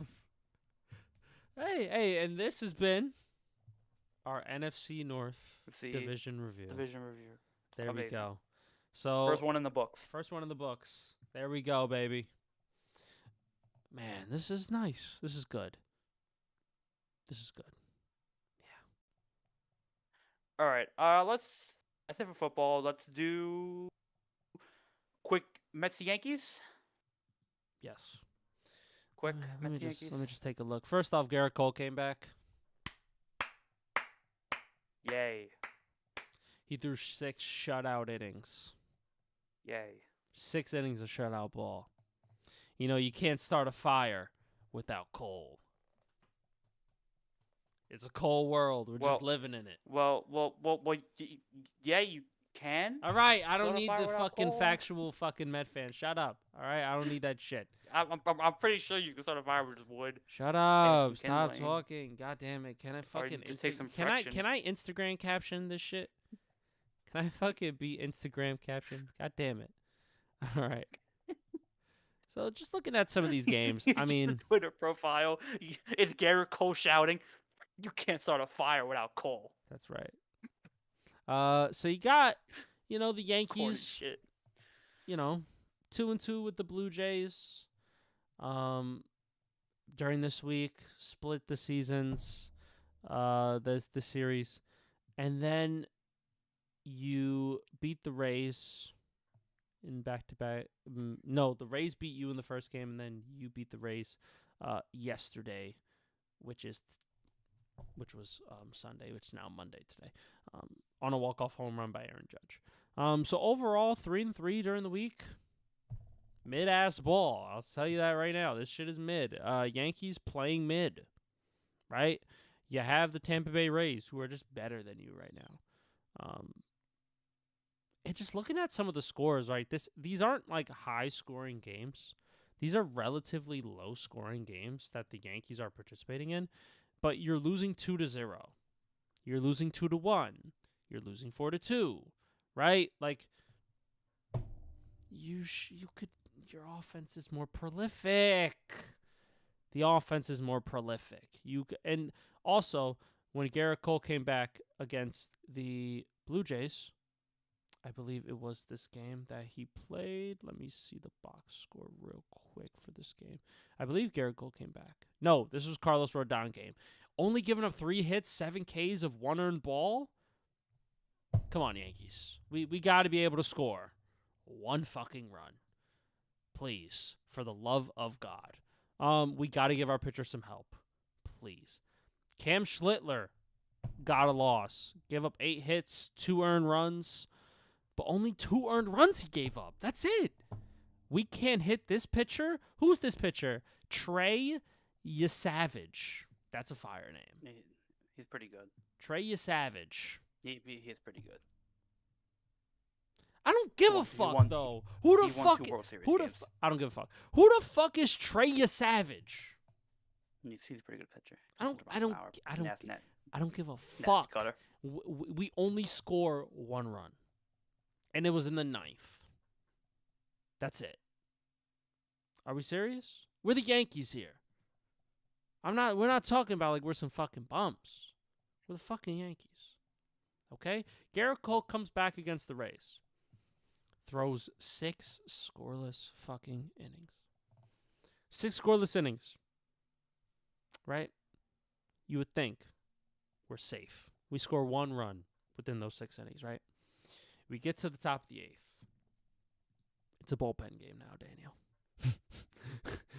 The one thing I don't want to hear as a Yankees fan, it's a fucking bullpen game.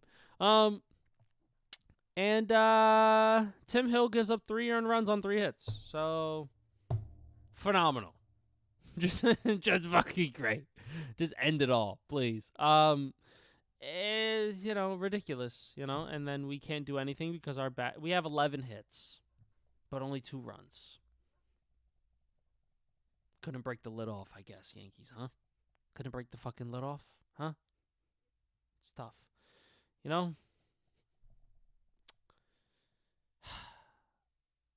Aaron Judge, 245 on the year. Jose Caballero's back. Cool. Ben Rice's average has gone down significantly. Down to 287, which is still good, but it was in 300s. Yay.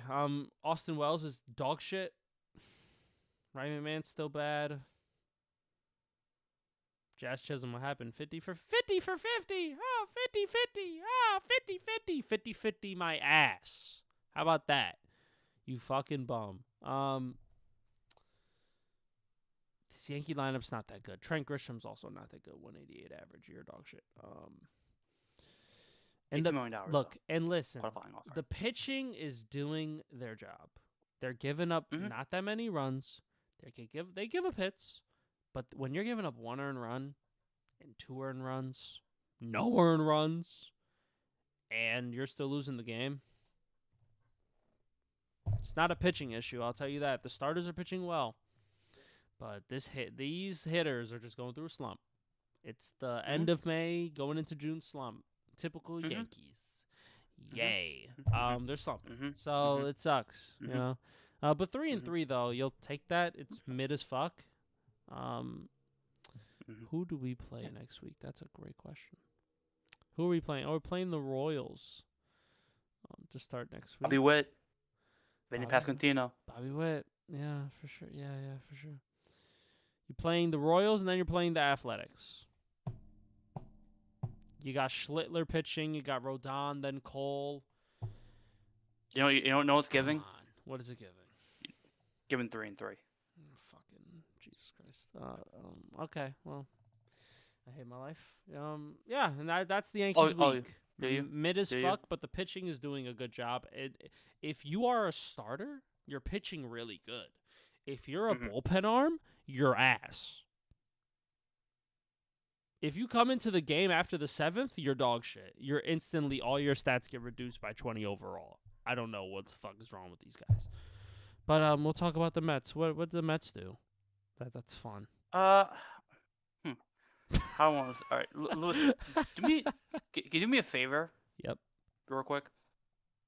I want you to tell me how many runs the Yankees scored in their past 3 games. In their past 3 games? Right, yeah. I'll check for you. So they scored 2, 6, 8. They scored 8 runs in their last 3 games. Scored 8 runs, right? 8 runs. Okay. Let's count how many the Mets scored in their past 3 games. Ready? Count with me now. Count with me now, children. Ready? 1, 2, 2, 2 fucking runs against the Miami Marlins. 2 fucking runs. We got swept by the Miami Marlins. I don't want to hear shit from your mouth, you fucking Yankee shill. Fucking swept by the Marlins. We're 14 games back in the division. We're 22-31. What's your record? 31-22. How cool. How fucking cool of you, 22. We beat the Nationals 16-7. Couldn't take a couple runs, put them in Miami series, I guess. I guess not. Then we won against 2-1 the last day of that series. So we split the Nationals series. The Nationals are a good team, decent team, right? Whatever. Then we go to Miami, we get fucking swept by the Miami Marlins. Because Devin Williams gives up a grand slam in the bottom of the ninth. You fucking fraud! But no. 22-31. 14 games back in the division. That's great. Everything's great over here. Everything's phenomenal. Everybody's hurt. Our entire lineup is hurt. We keep calling up kids. Jonathan came up, pitched 3 scoreless innings. Great. The pitching is phenomenal. It's phenomenal. I will be the first to say it. The pitching is phenomenal. They are doing their part. This godforsaken, disgusting offense can't hit a beach ball if it was lobbed to them. They couldn't hit a blimp if it was falling out of the sky. They couldn't hit a elephant walking to them. That's how bad this offense is. Bo Bichette, you fucking fraud. You fraud. I have no words. Juan Soto keeps just hitting moonshot after moonshot after moonshot. It's only 1 run. That's about it. Marcus Semien. I have to get up. I have to get up and walk away because Marcus Semien went 0 for 10 with 10 Ks.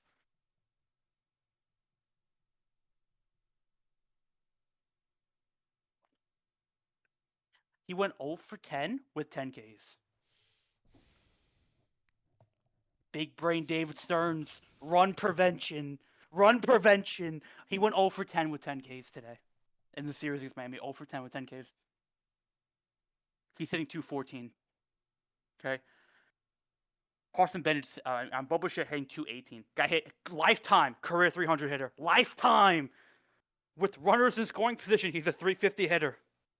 Hitting 218. Alvarez is hurt. Lindor is hurt. Luis Robert is hurt. MJ Melendez is my DH. MJ Melendez is my DH. And we're talking about it's okay because Jared Young is coming back. Whoa! Jared Young coming back. That's gonna fix the lineup, guys. And Carlos Mendoza still has a job. We're 21-33. And Carlos Mendoza still has a fucking job. Explain it to me. This shit don't make sense. Blow it up. Gone. Everyone to the sun. You get swept by the Miami Marlins? How do you come back home? We gotta play Cincinnati now. How are you on the flight? Go to the beach, bro. You ain't coming with us. Like, what?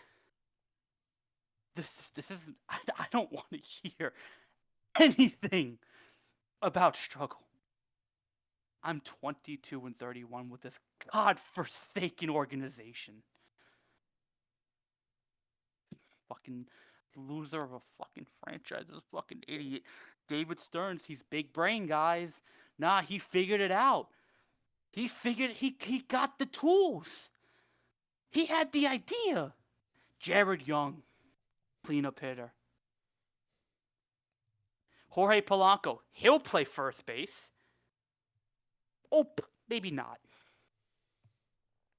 Bo Bichette, he'll be the guy. Oh, maybe not.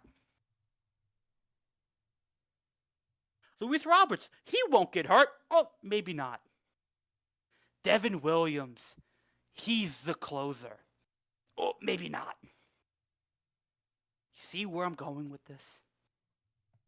We're a shit team. And people still have jobs that shouldn't have jobs. Oh, Lindor's hurt. Oh. You know, I want to blame this on Lindor. I do. But I can't. Because the guy's not here to blame it on. I want to blame it on so, but the guy's hitting 350 with 10 home runs to lead the team. He's hitting moonshot after moonshot after moonshot. Carson Bench has played better. A.J. Ewing is good, but they're kids. Nolan McLean's an ace, but he has no help. David Peralta, Freddie Peralta's an ace, but he has no help. Clay Holmes broke his fucking ankle on a comebacker. Christian Scott pitched a great fucking game today. Got no run support. 0. How many runs did he score today? 0. Goose egg. 0. You can even put double 0 because if we didn't get to double digits, this team fucking blows.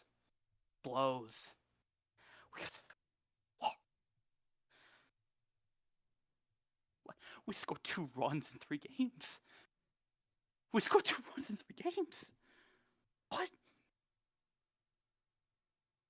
Look at me. Who does that? Look at me. Who scores 2 runs in 3 games? Who? The Mets. The Mets do that. And you know what's even worse? You know what the worst part about all of it is, Lewis? And Jess, if you're listening, you know what the worst part is? This fucking fraud still has a job. He still has a job. I've been calling for his head for 2 months. He still has a job. We haven't learned anything from March to now we're going into June. And the guy still has a job. If it was any other team, he'd be fired. But no, we're the dumbass franchise that keeps guys like this around. It doesn't make sense anymore. But you all still... I don't know anymore. I don't know. The fucking Mets. That's the state of the Mets, Lewis. Just so you know. That's the state of the Mets. There you go. Big brain David Stearns. Big brain. Humongous brain.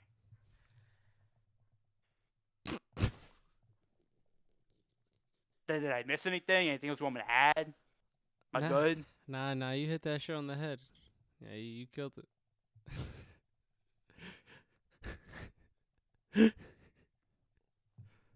Let's get into something a bit more fun. Let's get into basketball. Let's get into basketball. Let's round it out. The Spurs won tonight. They put belt to ass tonight. What was the score on that one? It was actually pretty low scoring for NBA standards. 103 to 82. 103 to 82. They dogged them the fuck out. Holy fuck. Wow. Crazy. Series tied 2-2. Take that. All right. There we go. Golly. Yeah, SGA did not have his best game. Oklahoma City bench scored like 10 points. And Wemby had 33 and 8. Yeah, not the best game from SGA. He had 19 points, 31 minutes. Chet Holmgren had 10 points. OKC did not have 2 of their main guys, in Jalen Williams and I forget the other one, the rookie. Forgetting his name, slipping me. They didn't have 2 of their main guys as well. And yeah, OKC struggled offensively. Spurs did their job. Wemby did his job. And yeah, series going to at least 2 more games. This series is going 7, ain't it? That's what it looks like. It should. 6 or 7. One of them, man. Like, these teams are so evenly matched. It's hard to get a beat. Like, every game's so different. Well, you feel like because like after Game 3, you're like, oh, OKC is gonna run right with it. How they played in Game 3, right? This is just that OKC is. They're gonna dominate. They're gonna figure out Wembanyama, and they're gonna steamroll them the rest of the way. And the Spurs come back today, and they just completely shut them down offensively. So it's like, what? So like, what do you expect now? Like both these teams are just it's what you want to see from the top 2 teams in the West. It's what we're expecting for like the next 5 years between these 2. So I don't know who has the edge. I don't. Your gut tells you OKC, but your heart tells you the Spurs. So who knows? I really don't know, man. It's gonna be whoever's the more consistent team on the night. If we're going by numbers' sake, it's gonna be OKC winning in Game 7 because Spurs had a good game today, and then OKC will have a good game next game, and then Spurs, and then OKC to round it out. Hey, listen, it could be Thunder, it could be a Spur, it could be anything in the West. You know who I got in 5? Knicks in 5, baby. I don't give a fuck who it is. And the reason why I'm talking so confidently right now is because the New York Knicks are on the verge of a sweep. 3-0 up on the Cavs. The Cavs look like they didn't even want to be there anymore. That last layup from Jalen Brunson kind of sealed it, when he just walked right by them and they all just looked like, what the fuck? Like, funnily enough, I was like, you know what? Somebody asked me, so how many games do you think it's going to take the Knicks? I was like, Knicks in 3. And they've kind of beat the soul out of Cleveland to where it's felt like we only need 3 games. We could just end it right here, and it's not even like, what are we doing a 4th game for? We're just doing it for charity at this point. But the Knicks, man, they're looking hot right now. I think they have the best starting lineup left in the playoffs, 1 through 5. I don't think there's a better starting lineup than it. I'm very high on the Knicks right now. It could be a Spur. It could be a Blur. It can be a harsh turn. Knicks in 5. It could be Thunder. It could be... What rhymes with Thunder? It could be Thunder committing a blunder and then going under. Knicks in 4. Come on, guys. Bring out the brooms. I'm so hyped for the Knicks right now. Orange and blue skies. And they potentially have a chance to get the sweep. I'm going to be streaming it tonight when I get home from work. So that's fun. It's awesome. It's beautiful. Listen. I can only speak on the past and the present. Okay. I will reserve the future for the future. The broom's in the closet. Okay. Right now it's locked away. If the time comes when it needs to come out, it'll come out. But right now the broom's in the closet. I think what the Knicks have done, especially yesterday, what was really impressive was the way they closed that game out. It always felt like they were in control, even when the Cavs got close. They always felt like they were in control. They never really lost that edge in that game. They played with desperation that matched the Cavs' desperation, which was really impressive to see. I think this was Game 3 was a really big solidifier into how I think this team has been playing and how well they've been playing. Because that 4th quarter, it didn't feel like a playoff game. Like, it felt like they were just cruising along and just playing their own game. Like, that's how good the Knicks were playing. Like, they closed that game out so well. They had great shot making. Everyone contributed as well. Landry Shamet, the GOAT, knocking down threes when he needed to. And yeah, I mean, yesterday or 2 days ago, was a very impressive performance. They have to now replicate it. And we said this against Philly when they went up 3 against Philly. Don't give them any chance for anything. You know, Cleveland's still a very scrappy and dangerous team. You don't want to give them any reason to fight. You want to end this early and now. You want to keep... I want to see that same level of intensity tonight that I saw in Game 3. I want to see the same level of fight and aggression and, really pushing the ball up the court, really, going up early, not giving them any chance to get back in the game, being in control, not allowing Donovan Mitchell to take over, not allowing James Harden to take over, just playing your game, playing your style, and making sure that you execute what needs to be done. Do not give them any hope. Do not give them any confidence, and they can come back in this series. This should be the deciding game. If you want to break their soul right now, like completely, because there's still fight. I believe that Donovan Mitchell doesn't want to go out sad. I believe James Harden probably does, but Donovan Mitchell doesn't, so he'll give some fight back. Don't let them get hope. Come out early. Come out strong. Do what you did in Game 3. Set the pace. Set the tone. I believe they can do it. They need to do it. They have to show me they can do it. If they do that, they'll be fine. If not, Cleveland's good enough where they can easily steal this game away from the Knicks. Don't let them. Don't even let them steal a game. So if there's a chance to end it, end it. That's how I feel. Cleveland's going to come out intense and desperate. You have to match that. You have to match that. If they do, I know your face. I know your face. I know your face. I'm speaking from experience. I've seen collapses. I know what can happen. I get it. Guess what? I'm going to say something I never wanted to say. There's never been a team that's come back from 3-0 down in an NBA playoff series. Not one. Don't let you be the one.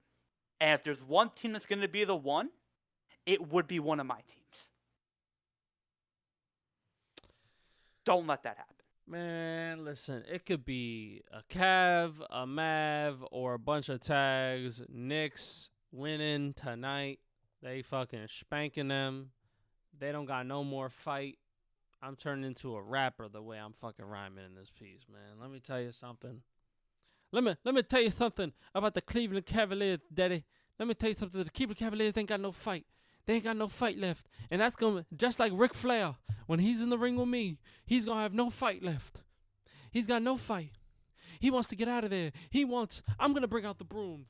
This weekend at Starcade, I'm going to bring out the brooms, and I'm going to sweep away Ric Flair. I'm going to sweep away all that hair. Well, let me tell you something, brother.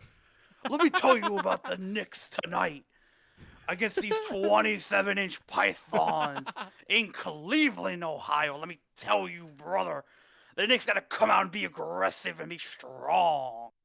Let me tell you something, brother, when it comes out in Game 4, the Knicks got to be dominant. Like the great Hulkster always says, you need to be strong and macho. Be the man. Ooh, brother, let me tell you about tonight. Tonight, the Knicks need to take advantage of the situation and win, brother. Let me tell you something, brother. When I go out there tonight and I drop the atomic leg drop, I will be crowned the sweeping king of New York. Let me tell you that, brother. Now you see here, Hulk Hogan. This is my brother right here. This is a hard-working man. This is a brother who knows about the American dream. And Dusty Rhodes wants to thank you for speaking his mind. Thank you. Everybody, round of applause for Mr. Hulk Hogan.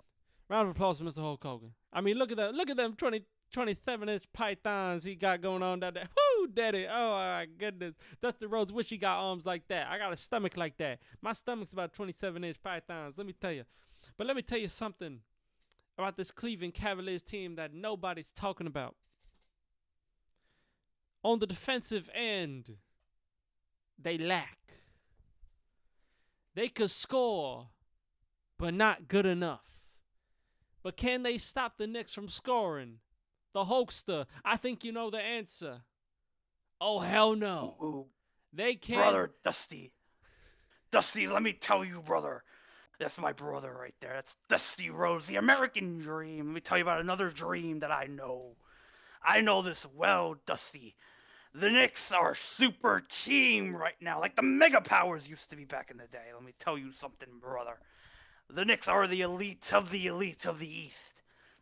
Brother, let me tell you, tonight the Knicks need that aggression defensively, the strength to win, just like these succulent 27-inch pythons will choke out the Cavs tonight and make sure that they leave no structure behind. Make sure they leave no breathing. Brother, let me tell you, Dusty. Tonight, New York takes the crown in the East and moves on to the NBA Finals, brother. And I know that's right, Mr. Hulk Hogan. Now let me tell you something about New York City. New York City is one of the most passionate places I've ever been in my entire life. Now, I'm a Louisiana boy, but I love New York City, and New York City loves me. Just look at all the ladies cheer for me. Look at all the ladies out there in the crowd cheering for me. And look at all the ladies out there in the Madison Square Garden. They're going to be cheering for the Knicks. They're going to be outside of Madison Square Garden watching this game. Even though NYPD don't want them to show up, we still do it anyway. I'll be out there with the Maniacs. I'll be out there with the New York Knickerbockers. I will be out there rooting for the New York Knicks. As the New York Knicks, Right, the real American dream is the New York Knicks. How long? It's been so long since we've seen them in the finals. It's been a very long time. And the time will be Monday, May 25th. We will know where they stand later tonight in Game 4 of the Eastern Conference Finals. That's right, brother. You're right, brother. New York tonight. Game 4, Madison Square Garden, the greatest city in the world, brother. Let me tell you something, brother, about the Knicks tonight. They'll find a way to win, and they will win, and they'll advance for the first time for the NBA Finals in 25 years, brother. Let me tell you, brother, the Knicks tonight, they will dominate, flex, and be strong, brother. That's right, brother. We'll show the muscles off to all the lovely ladies in the crowd. They'll cheer and beg, and Cleveland will go home sad and limp, because tonight the Knicks will be strong, like a real, proud, true American, like the Hulkster, the great Hulk Hogan. Now listen, everybody. I want to thank you all for coming out. I want to thank you all for supporting the Knicks. Let's go, Knicks. And always remember, who is your captain of New York City? Jalen Brunson. Right Captain. there. Born to play basketball. Born to play basketball.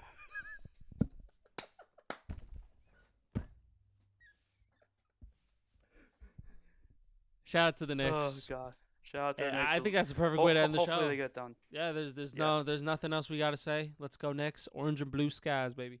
It's gonna be nice weather tomorrow, and we're gonna see the weather fucking turning up and the Knicks turning up in Cleveland. You're fucking right, brother. All right, well, that's gonna do it for us. We're out. We're out of here, and thank you guys so much for watching.